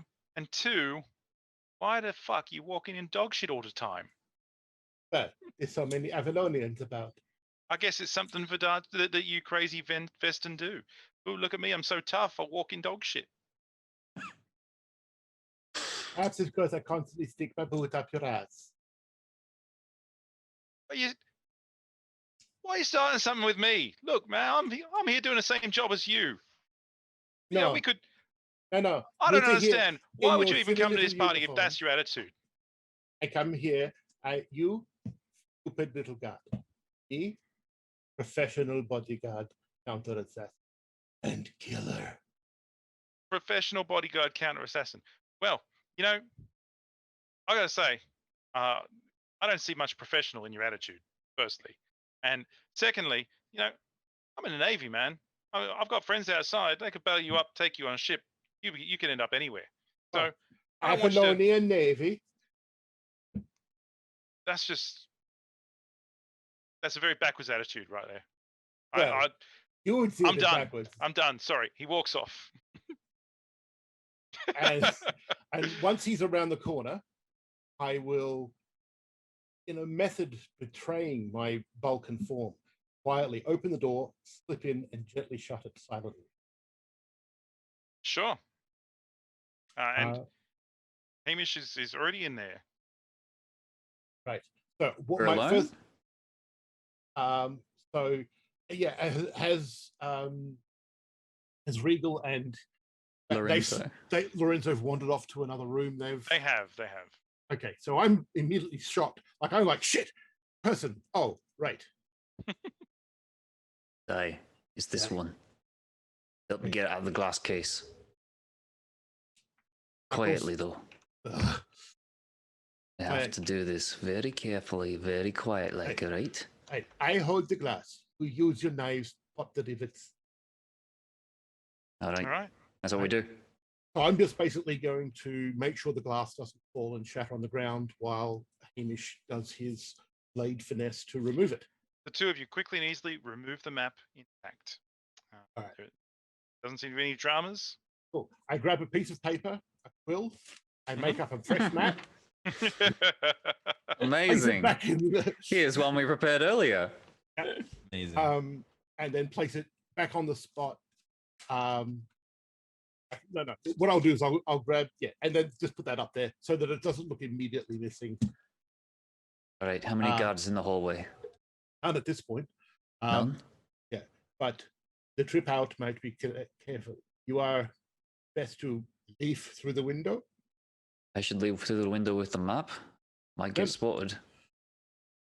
I'm downstairs at the service entrance at this point, and I grab some chorizo off the platter that's about to go out. I open it up and I summon over my my cat Linue, who is always following me, but I've asked her to stay outside, and I say, Linue, hey, I'm sorry I have to leave you outside so long, and I feed her the chorizo and I say, I need you to do something for me, okay? You find big rat.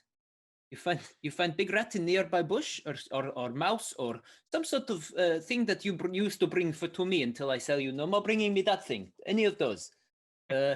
Preferably rat or mouse, but maybe dead bird if you find nothing else, okay? You bring it to as quick as you can. She turns on her heel and raises her tail at you Thank you, my girl. I love you. I love you so much. and heads into the bushes. Cool. A fold moment the later, map. she merges Sorry. with a rat and deposits it at your feet. My God, that was quick. I thought there would be cut away to a different scene, but yes, thank you. Thank you, She my goes back- darling. She goes back to the sausage quite happily.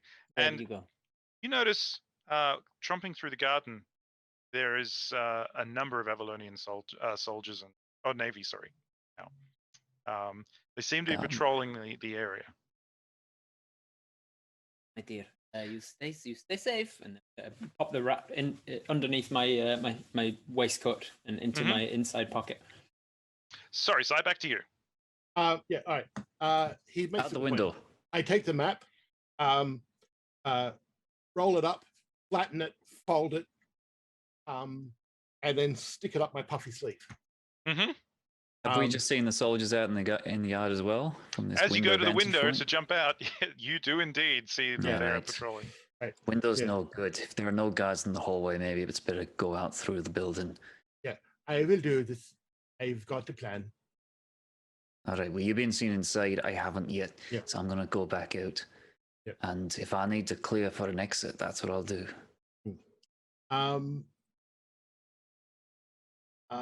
I'm going to.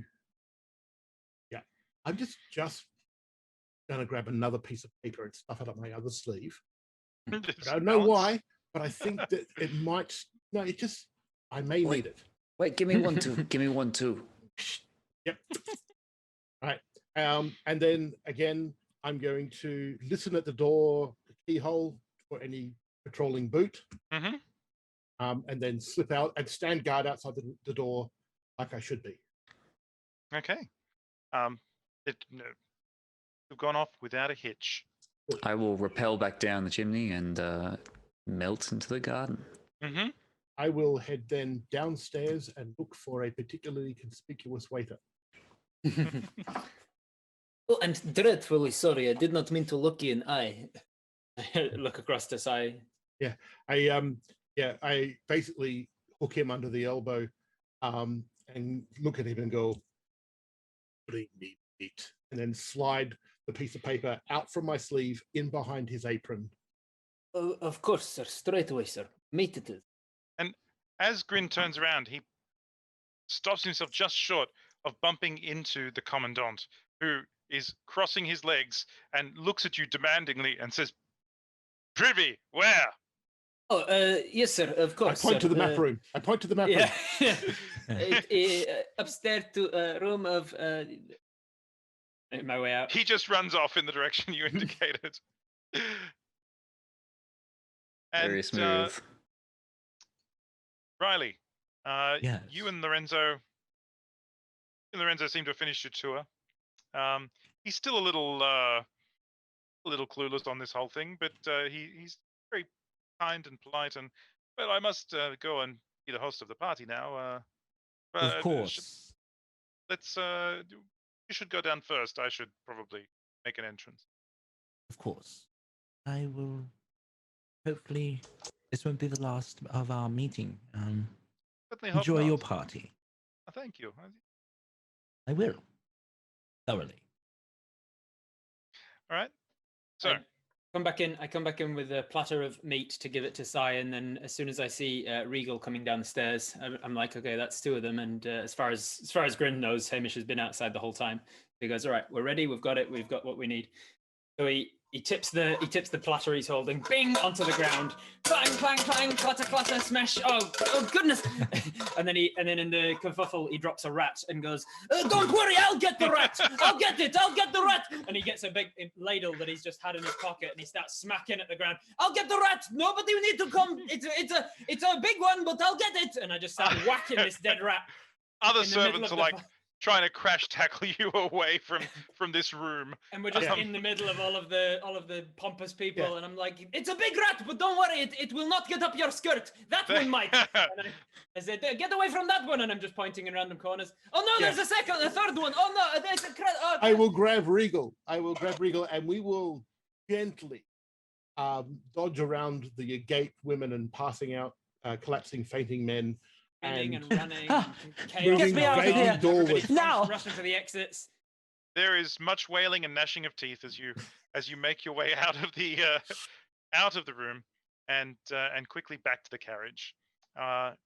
You see the troop of Avalonian guards coming out of the garden, and the captain gives you all a look as if to say, "Do we need to gun it?" Hey, cool. Hey, Right. cool. She relaxes in her seat. Right. Did he bring you the map?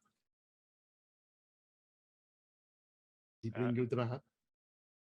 I say to the captain, did he bring you the map? Who's Grin? got the map? Hmm? That Grin over there? As I'm going running out with clattering bangs, pots and pans, and "Don't worry, I'm chasing the rats outside. We've got. I will go. I will be right back. We need to get poison from the carriage outside." And I run over to the carriage, and I'm looking like I'm rummaging around in the back. Oh, where did I put Right, my poison? okay. And I'm slipping the map down under the secret compartment in the back of the carriage. The Avalonians are looking kind of strangely at you, and two of them come over. Here, what's the problem, mate?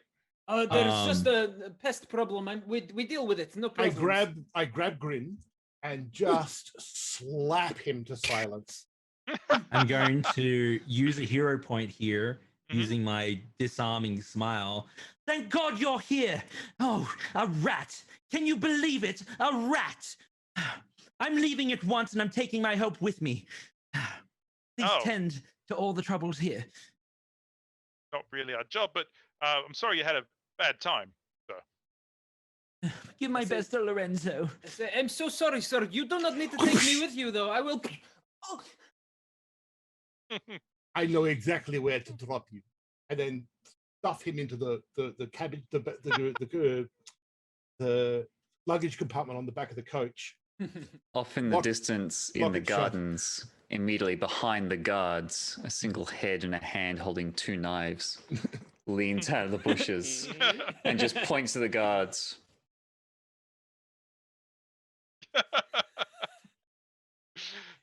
I point at the gate. We will collect our guards from the gate, and then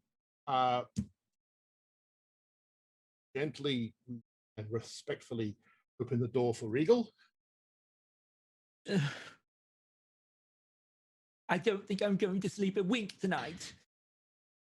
And I look up at the coachman and go, we should collect our man from the gate and then leave. I get in and just hold my breath until And momentarily, it is. You make it away. As the horses start up and the carriage starts to move, a little cat comes running along and just sits on the step up to the carriage and just like curls up on the step outside of the carriage. And you make, yeah, absolutely. You all make it out cleanly. There doesn't seem to be any pursuit, trouble. You've successfully pulled off a heist. Excellent. The first for the. Well, you said we were successful pirates before. Not so much heisting though. Right. just outright stealing. Right. Yeah. We're much better at gunpoint than knife point. Smaller while later, we cut to the crew on the seas, on their way to the Samartian Commonwealth. Where we belong. Grin still has a black eye. The ship that Sorry, you've taken I had on to is make it good. the ship that you've bought is much smaller than the Tempest. It's really it's meant to be manned by about 10 people. So between you Yeah. manage to keep it going, and you're all competent sailors or competent enough to manage things. And one night during the voyage, you find yourself floating quietly on the seas. The captain brings out some bottles of whiskey and hands them around. And she looks at you all. So, tell me, what happened after that night? After it sank? We followed your orders. We got You away. got everyone away safely? As best we could. We got away and we found ourselves adrift and rudderless.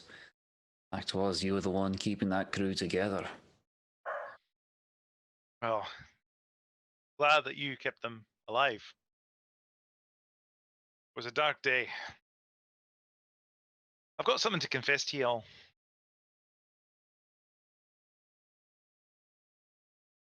Have you ever heard of the Devil Jonah? The devil, Jonah!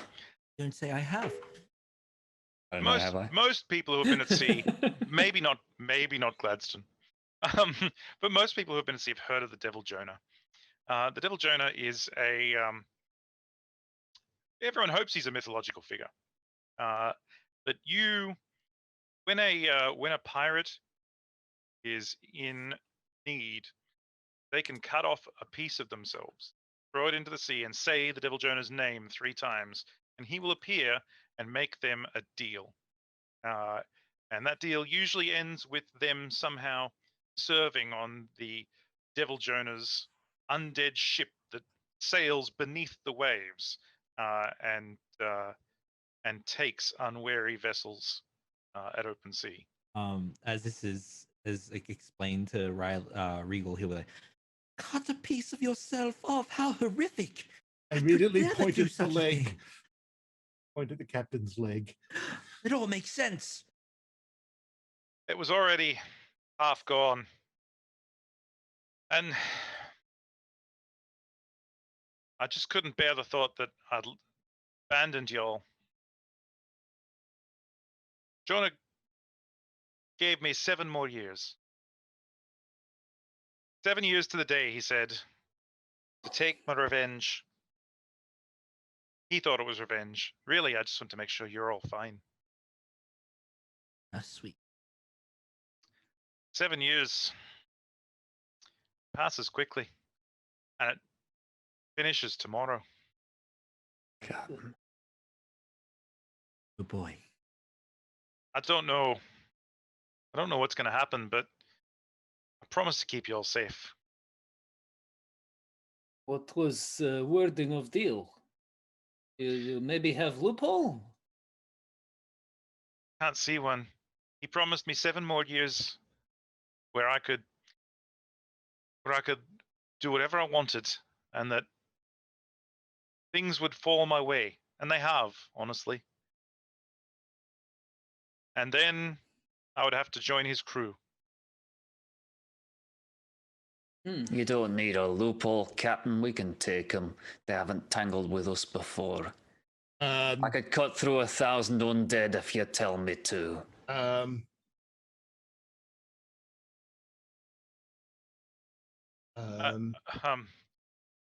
love your attitude. I always have, but I mean, This is the biggest and cruelest pirate that ever didn't live.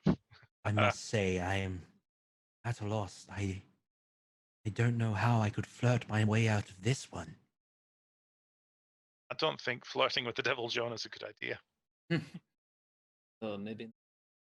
Wonder if he likes rat poison. Look, I've resigned myself to my fate. I made my choice, and frankly, that was worth it just to get you all together again. We've got whiskey, we've got the night. Let's make the best of it, amen? Aye. Yes, Captain. Of course. Aye, aye, Captain. Oh, Um, do my best. I will break out the good grog. it's And the Okay. next morning, you find yourself docking in the Martian Commonwealth. Commonwealth is it's similar to Slavic nations, but imagine that all of those nations were unified under a government, and it's a fairly easy docking procedure. There's a fee to pay at the port. Captain takes care of it. You hire a carriage to take you into the Martian Commonwealth is quite foresty, and the travel takes a few hours, but deep into the forest, you reach the end of the road and have to get out and walk. And you find yourself trudging through what seems like endless forest as you follow the map. Are we there yet? I'm tired. These shoes aren't meant for walking. but, Well, that's just what they'll do. Oh boy. But I'm tired. Here, have some jerky. Oh, thank you. It won't help with the tired, but it will keep your mouth occupied. What type of meat is this? Oh, rat. Better you don't know. okay. As you're walking through the forest, you suddenly hear loud whistling sound.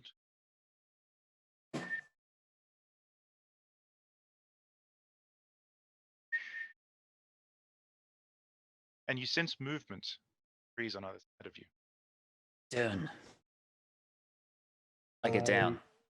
I put my back to a tree. Start scanning. The captain's looking around early. And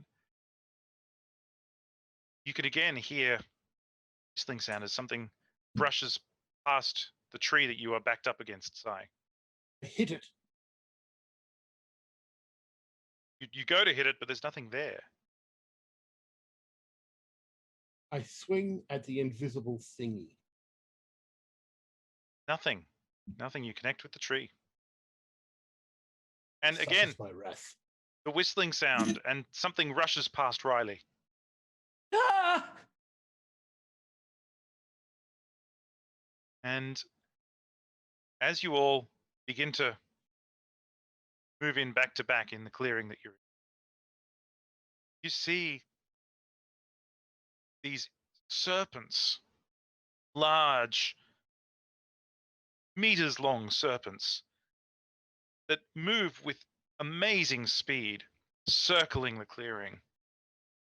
As they move, they have what look like some small wings, and they make these whistling sounds as they go past. Matushka, Matushka, I need your aid. Send me your recipe. And I will call on my sorcery, Der Matushka, and spend my hero point to activate one of the following effects. I'm going to activate create magical light that repels monsters. Amazing. Very nice. Okay. My potted helmet starts to shine a bright light. A Repels the monsters. saucepanry. You can tell that the light is bright and it's keeping the clearing lit, and you can tell that they are circling you. They're hovering at the edges of the light. Occasionally, you'll catch a glimpse of one dashing through the bushes or through the trees. But they're not going away. They're waiting. Is not going to last forever. So one of you need to start thinking of what to do or what this is. I grab I'm a on snake it. and start throttling it. You reach your arm into the bushes as one goes past. Actually, And- I'll go full Australian and grab its tail. You grab hold of its tail, and Start swinging it like a lasso and crack it like a bullwhip. Like it's well, you are instantly aware that the thing is more powerful than even you, as you're dragged into the bushes with it. Oh no, Not that possible. is not what I thought. And you can hear it seems to be moving a little slower now as Sai is yelling and tugging and Yeah. trying to grapple one of these creatures. I shall climb it like the many ropes of a boat. Try and drag my way to its neck. If I cannot overhaul it, You do so, and you kind of take hold of its wings in your hands, and you can sort of almost glide it around. Are there more of these things? There are more of these things, and it Oh seems dear. that the whistling around you is increasing. If any. All right. You- If one strays too close to me, I'm going to throw a knife at it. Does anyone have 2 dots? I have 3. 3 is excellent. You, especially with your affinity for animals, you become very aware that what they're doing is communicating. They're talking to each other. You can't understand what they're saying, but there is definitely a language between beasts. Yes. They're definitely communicating. This is snake language, whistle language. I've not heard it before, but I can tell that it attacks. They're talking about which one of us is the juiciest. We Maybe. get the drop on them before they Most can eat likely. us. If they can communicate, they can flirt. I would like to try and whistle to them in their language as best I can to save myself, of course. Well, does anyone have the perform skill in a musical instrument? yes, I will grab my flute.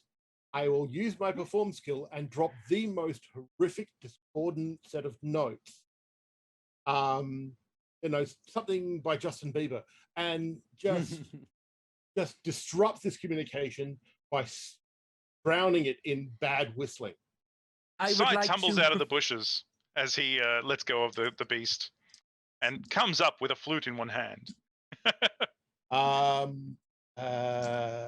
Panache You'll need perform? to panache and perform. Make me a roll, please. And Okay, tell me how 6 many raises you dice. get. Nice. Okay. Sorry. Trying to hold the things with band-aided fingers. Sai's flute whistling is gonna sort of drown out the inconsistencies in Riley's mouth whistling to make it sound like he's actually speaking their language. But it's 2 like raises. when you're trying to speak at a club and you're not catching every word. 2 At least- raises. You can re-roll the lowest die as well if you want to, Oh, I will. because you've got 3 dots. Aha! That gets me enough for. Excellent. Do you have any dice left over Um, after Yeah, your let's 3 see. raises? hang on a second. Moved thing.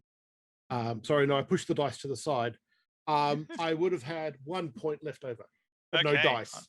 But no I'm going to give you a dice. hero point, and I'm going to take that die, and that gives me a villain point. Ooh. Oh no.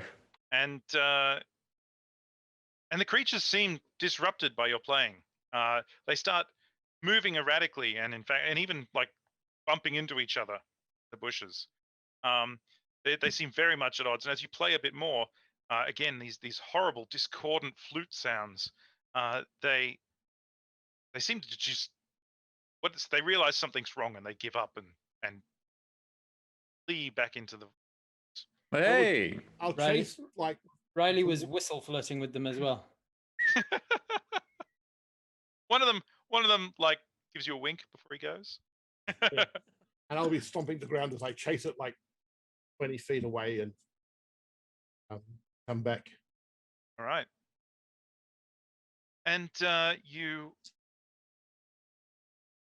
once Think you're sure that they're gone, I think my light has the light has run out.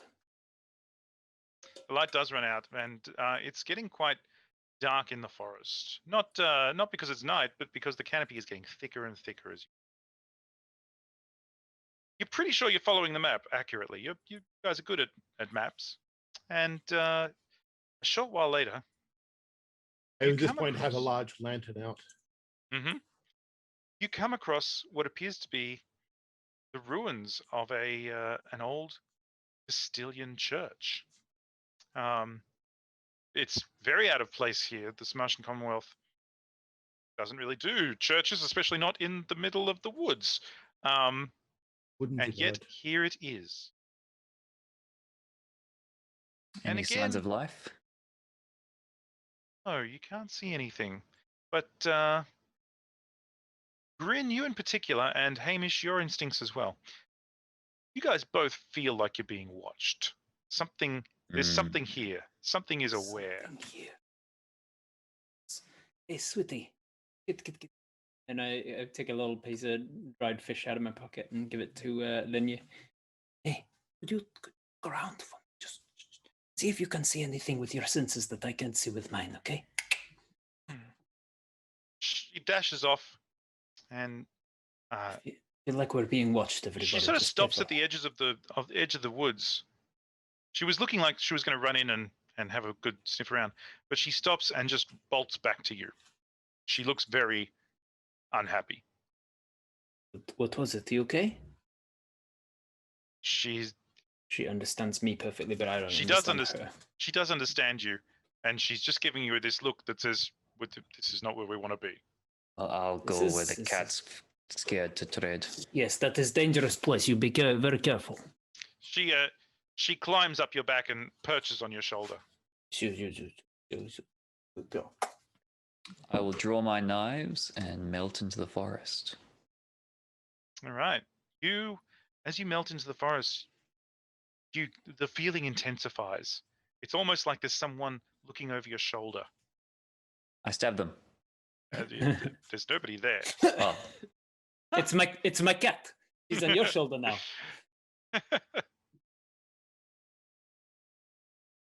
I do like a quick recce to After, maybe yeah, you have a perimeter look around the church. Have a look around. Nothing goes wrong. It's just this feeling in the pit of your stomach that something is watching you and something is waiting. Don't like it. Get back to the group. Someone's expecting us here. Well, I don't want to put a damper on things, but we've got until sunset, and that's not going to be too long. So I think we Alright. should go in. Caution to the wind it is. And you enter this abandoned church. Inside, it's quite overgrown. The forest and vines have claimed a lot of what's quite beautiful architecture and frescoes on the wall, depicting the second prophet and his pilgrimage across there, the way that he was teaching people, and his it seems to be devoted to the wisdom of his.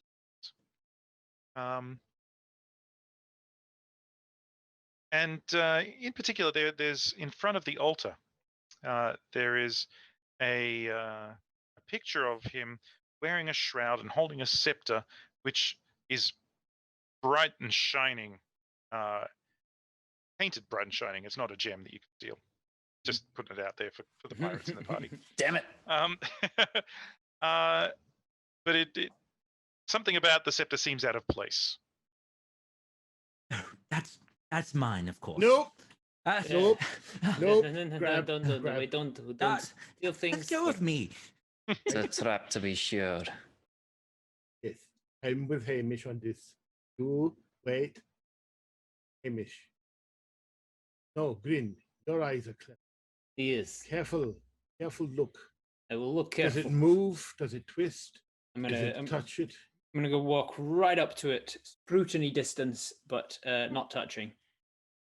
And I'm gonna try and see if I can tell why it looks out of place.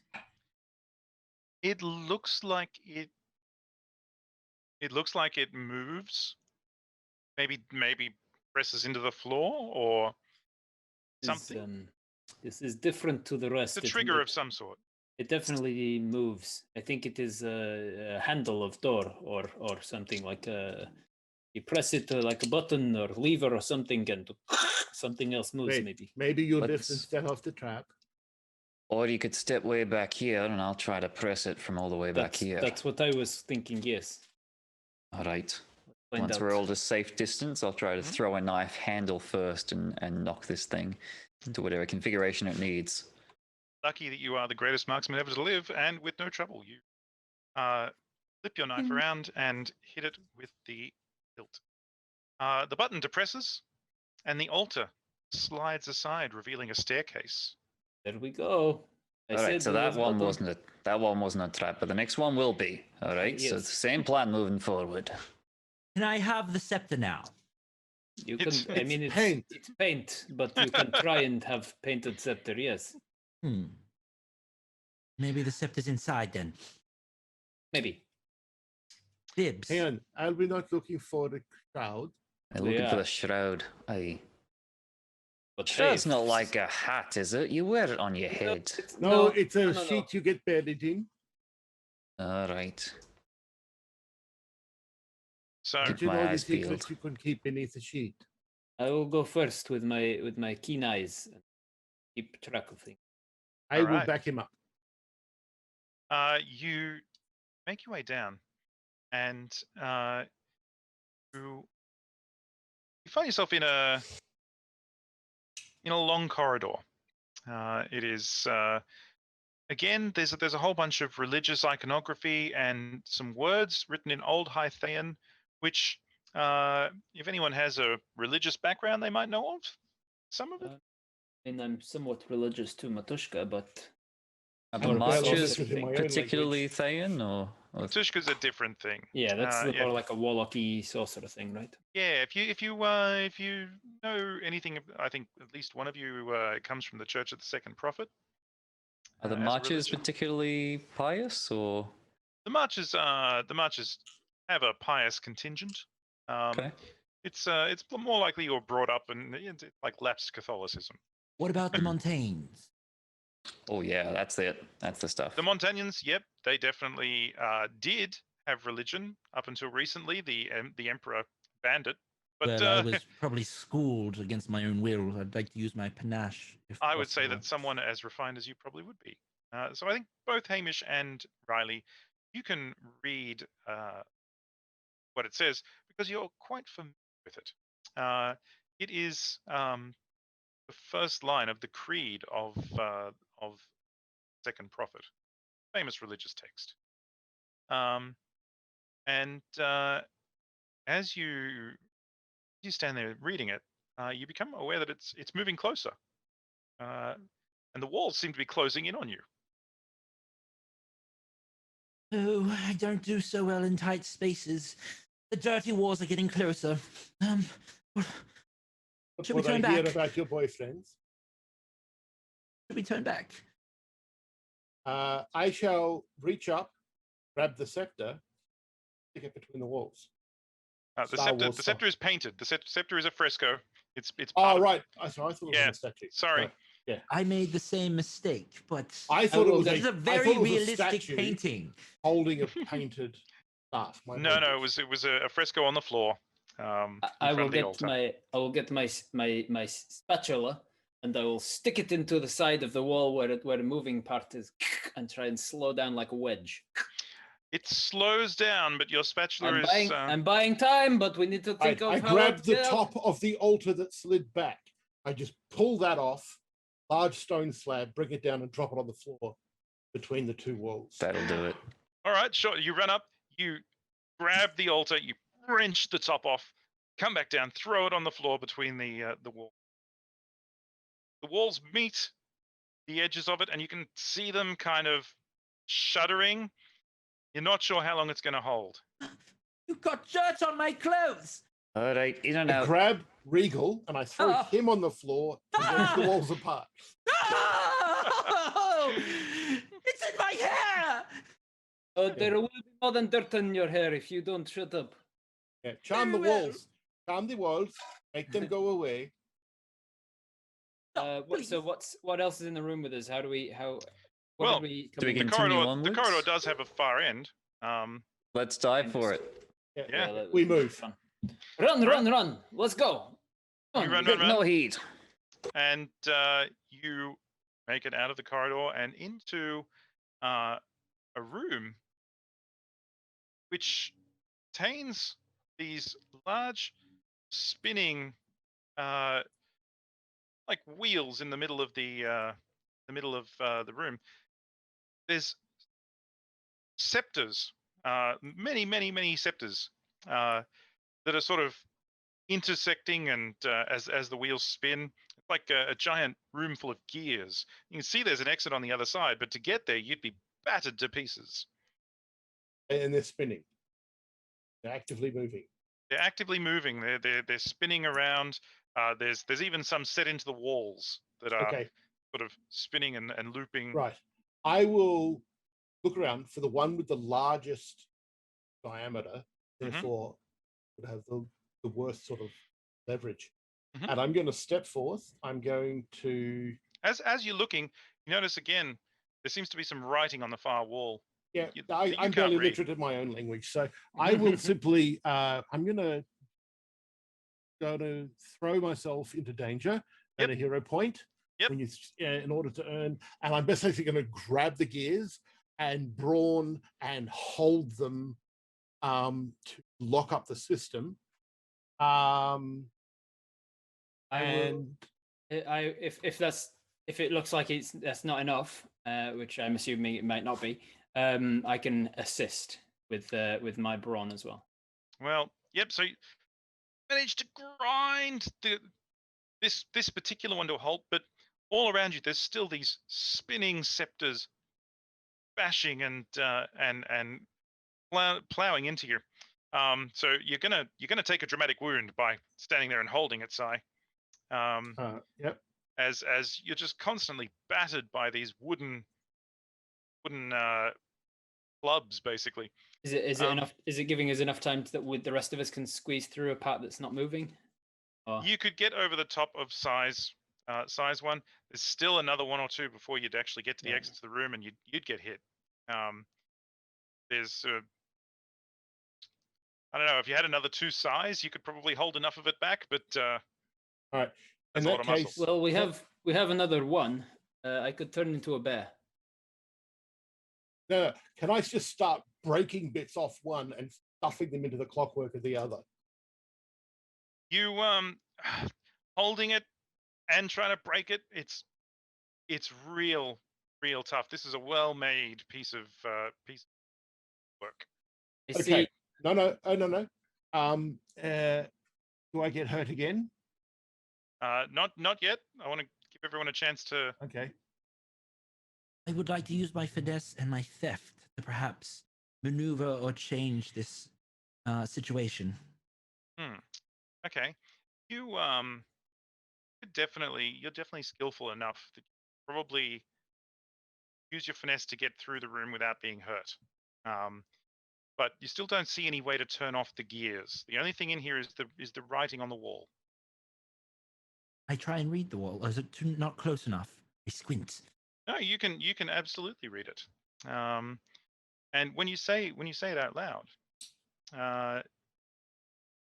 which is the text says, "We believe in the second prophet who bore a staff and delivered men from evil." And as soon as you say that out loud, the gears stop. And you're able to walk through the room.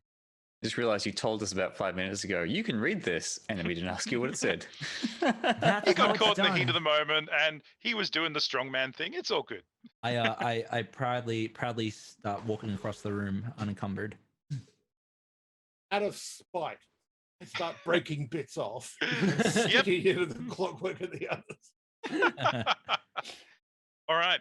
You enter the third chamber, and room is filled with flame. There seems to be some sort of natural heat source at the base of the room, and there is a chain link bridge going over it. You can see the steam rising up. Even the chain, like, it's not red hot, but it must be hot. And you can you can see another passage written on the wall. Read it. Shall I read it again? It No, I'll says, read this one. "And we Very believe well, in the go third ahead. prophet, who bore a sword of pure flame, who spoke the Creator's message, and who divided the righteous and the unrighteous." But as you read it out loud, nothing seems to change. Try reading it backwards. No. You No. need to believe it. No, it's not the belief. It is if you step on the bridge, flui, no more kaflui. So because maybe Oh, How we do we need cross a the bridge? we need a flaming sword. Ooh. I'll go back take in one of the out- broken bits of wood. You said Yep. the wire fence was weirdly hot. The metal fence, the Metal metal fence. chain bridge, is over what appears to be like some sort of natural vent. Oh, right. It's not the bridge so- itself that's hot. The bridge That itself makes is more hot sense. because it's made of Hanging metal. over lava. Yeah. The floor of the bridge is wooden or metal as well. No, it's metal as well. It's all chain link Walking link across piece. it. I go All first. Right. As you approach it, you can definitely feel the heat coming off it, and it's not going to go well for you if you just walk across this thing. Yes. You need to barrel off a flaming sword. Anyone see one of those lying around? Let me check my No. pockets. Perhaps in the previous room, there were many scepters there. Shall we Again, go back? painted Yeah. on the walls, I think. No. The Oh, the things that were gears. beating us. The were ones made of that Oh scepters. yeah, wearing buzzing things. they were in the gears. I prance back in there and have a look around. Back in there, everything is made of wood. No Nothing that stands out as being a swords. special scepter at all. But Could I have a piece thinking of wood? about your religious upbringing, remember a story of the third prophet. Apparently, to prove himself, to prove that he was the prophet that he claimed to be, he walked along a row of hot coals while brandishing his sword and Aye. speaking the Creator's message to people, That- and he was unharmed when he did it. That's what I'm saying. Just Right. grab a flaming sword or hunk of wood, anything that'll work. Hold Yep. it aloft, and off we go. Yeah, I'm going to hold. I fight barehanded, so I'm Mhm. just going to stand like this. With these are my swords. Yep. And recite the thing that he said, in a bad Swedish accent. Yep. And step across. All right, so as you walk across in your bad Swedish accent, "And he did a third prophet who bore the sword of pure flame and spoke the Creator's message and divided the righteous and the unrighteous." You make it across unharmed. Cool. Just See? to be safe, I'm going to grab a piece of wood and set it aflame. you got a torch. And then do the same thing, holding it aloft, speaking the message. And yep, absolutely, no worries. Each of you passes over in I turn. walk I to take I off- walk to the edge without saying the message, and I just put my hand out over the vent. It's very hot. Oh, Very, very it's hot. very hot. I put my ladle out until it starts to get real hot, and I'm like, okay, this is hot weapon now. You say I cannot read it. You say it to me one more time. Something about the flaming sword, and then just start setting off before something about flaming sword, and oh my god, it's hot. Okay, wait. I will take off my very beautiful, expensive shoes and hold them aloft. Start walking across. And as long as you say the verse, you're fine. I do say it, yeah. Okay. You reach the next chamber. And in the chamber, there is the skeleton of a priest, and there is a shroud on him. Might be the shroud. Now, hold You can on, see- hold Trap. on. Trap. You can see that there are a number of holes in the wall that look like almost arrow slits in a castle. You can see that there is a strange, eerie green glow behind the seat that he is on. And you can see as well, there appears to be big gaps and what looks like some sort of circular, almost pendulum set into the wall above you. And beside the seat upon which the priest skeleton is seated, you can see a verse written. I Right, read it. sexy man. It says, "And in the fourth prophet, we believe, who shall bear a balanced hourglass and shall wake the dead." Now, I need to know, those of you who read Old Hythaean, Hamish and Riley, does Mhm. either of you have Wits 3? Yes. I'm pleasantly Yes? surprised. Yeah. Okay. No, only two. So you remember, and you're very quick off the mark with this, that the fourth prophet is supposed to bring about the end of the world, the Yeah. apocalypse. He's supposed to raise the dead, and uh, it's said that when he gives his testament, the dead will walk the earth. So you quickly sort of think, oh, this might not be the one to read out loud. All right. Just What hold does- your horses there, Riley. Maybe we don't want to speak does it these say? words. Well, when the last, holy man shows up, he's gonna uplift the people who aren't living. I didn't say any of the words. Didn't say any of the words. Oh, all right. He's going to dead people. I didn't say who was it is going to raise the dead, Right. and I'm not reading. Can it. I can I can't, get a can't very read. Damn it. can I One get of us. a clear? So there's this room, roughly how big? Oh, probably about, let's say, 20 meters squared. And at the far 20 end, there is a seat upon which a And skeleton wearing is this just a wooden chair or is it a throne just a wooden chair. with a guy in a shroud? He's And, wearing priestly vestments as well. And behind or above us on the wall is a pendulum, and this would swing down and It looks like there's a couple of pendulums set into the roof. There's arrow slits. There's yeah. So there's multiple ways in which we will finally become the person that this person's going to rise up if we try to get across this room. Yes. Is the floor resembling that of the temple at the beginning of Indiana Jones? sure, why not? I throw a knife clattering across the floor. Knife clatters across the floor. I don't like that. All right. I take the wooden scepter that I broke off before.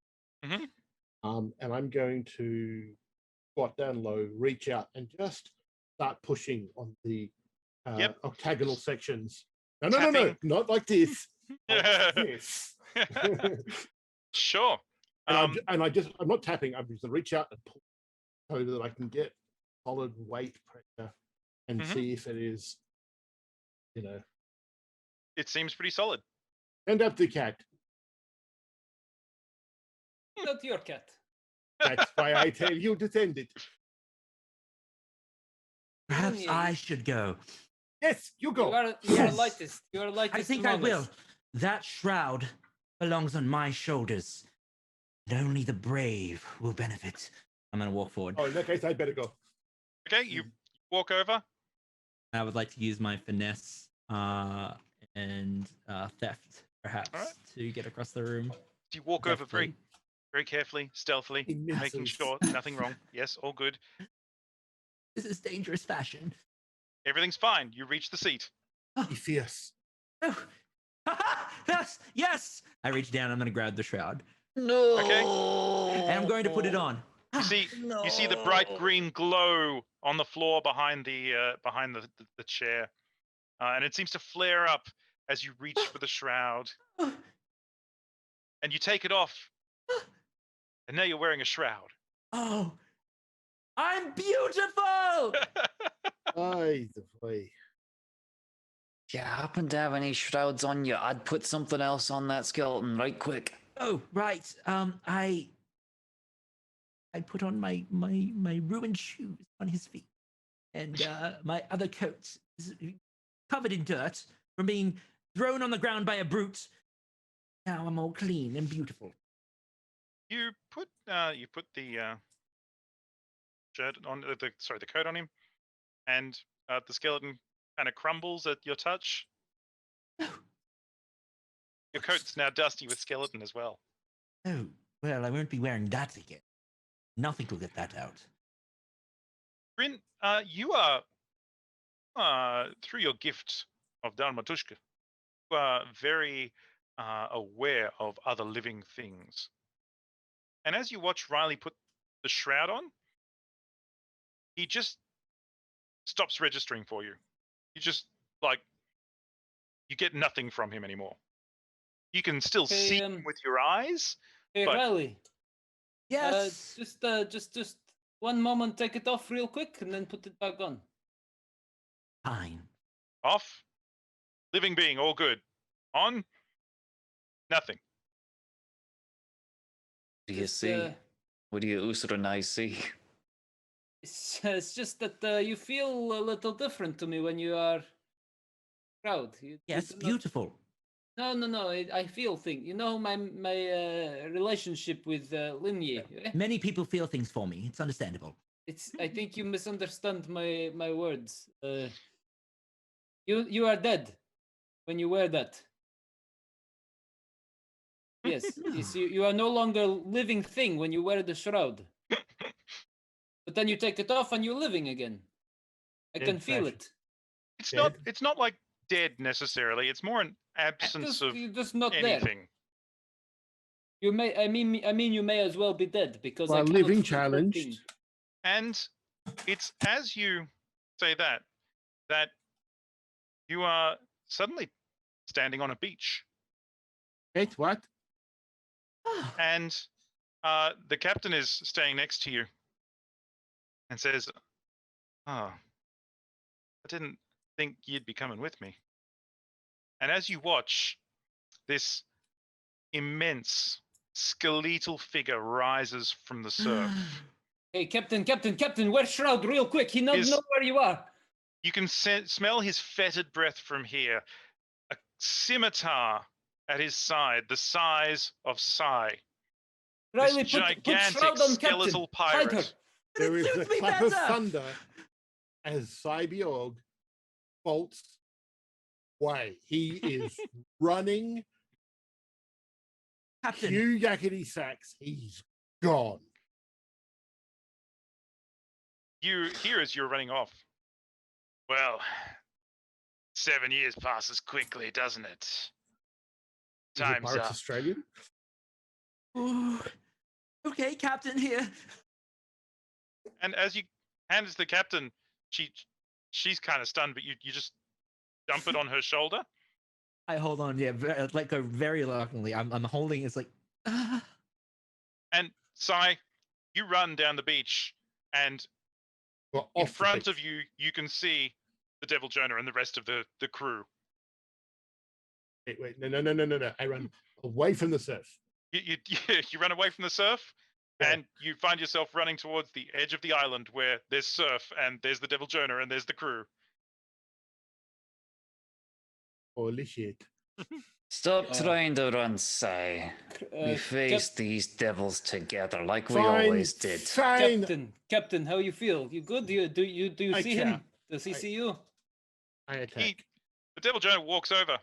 He's like, "You coming yourself, or do I have to drag you?" Oh shit! He he reaches sees- out, don't and his you hand touch just her! passes through her. He looks really confused. What's this? Tries again. What's this? Living aren't done with her yet, you devil. High You can have fashion. her when she's good and ready.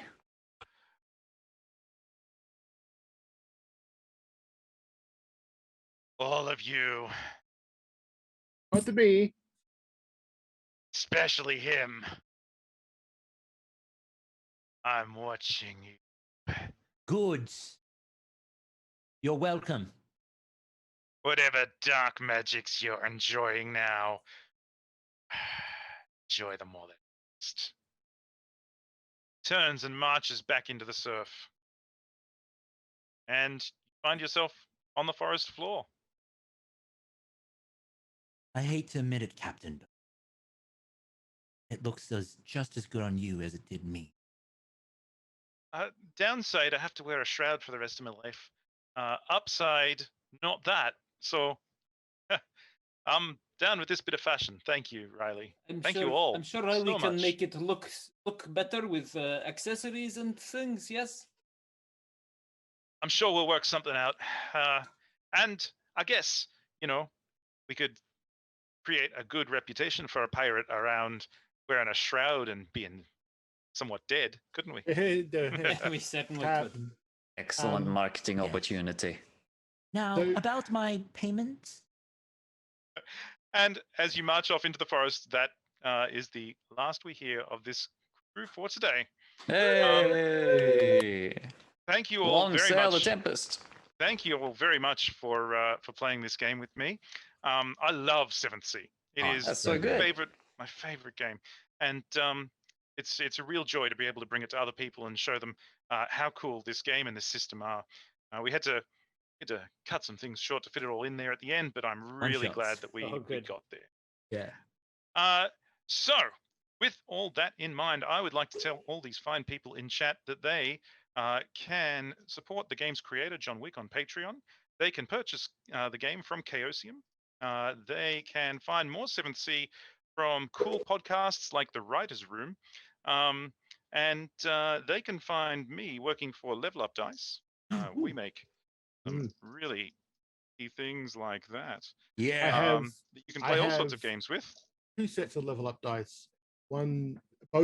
Three sets, all stone, gemstone series. On my And, bras. I stream weekly on Gazetteers on Level Up TTV. We are a painting and gaming news stream, and we would love to hear more from the rest of you. Please thank my players for coming today. Riley Regal Gladstone, would you like to tell the nice people about yourself? Hi, I'm Josh, the Dreaded GM, and thank you for tuning in and watching the show and putting up with Riley because I know he's annoying, but sometimes you have to play an annoying character. I absolutely did enjoy it, and I'm so sorry, fellow players. But I had an absolute blast, and I can't wait to play more 7th Sea, and I'm definitely going to be checking it out and hopefully running my own eventually. Magnificent. What a story, man! Like you brought it Great. full force. Like I was so excited for this game, and you delivered. Glad you were into it. Yeah, no, I loved it. I absolutely. And on my other side, Cyborg, the muscliest pirate. Thank you. Absolute fun. Loved it. Love 7th Sea. Love the game. It's been great. I don't have a huge internet. I'm not one of those podcasty guys. I'm building a YouTube channel at the moment. I appear in various places around the internet as Fiend Runner. And I've been DMing for 30 odd years, and I do miniatures and I do this and I do. I'm just so stoked to actually meet the broader community through this medium. I'm hoping to get to know you all outside of this and make friends with other Aussie gamer YouTube types around the world. Thanks for the invite. It's been awesome. And down there is Hamish McTavish, the marksman. Oh, hey, I've been Jackson. I'm working with Campaign Coins. We make real coins and metal tokens and props for games. I was using some of our nice fancy heart coins for my hero points tonight. We also stream a bit. We just finished up season 1 of Beowulf Age of Heroes, which is a Beowulf 5e setting. Starting up season 2 coming up midway through April. And I also stream with Chaosium, who are the publishers of 7th Sea. I play on the Call of Cthulhu streams, which is pretty regular on Saturday mornings / Friday nights. And I'm pretty sure, I'm not too involved, but I have heard there are rumblings of a 7th Sea stream starting up on the Chaosium channel as well. Maybe. So that could be in the future. Check it out. Last but not least, the cat-wielding, bear-transforming Cook Grin. Hello, I'm Robert Hartley, GM on all of the things. You can search for me on YouTube, Twitter, Twitch, Instagram, anywhere, things like that. I stream D&D related content about 4 or 5 times a week here on Twitch. You can also see me running a D&D campaign for a group of, let's call them comedians, called Viva la Dirt League. We're up to episodes 37 or something, releasing one every week. It's a very enjoyable campaign. I love check that Dirt out League. there. You guys are awesome.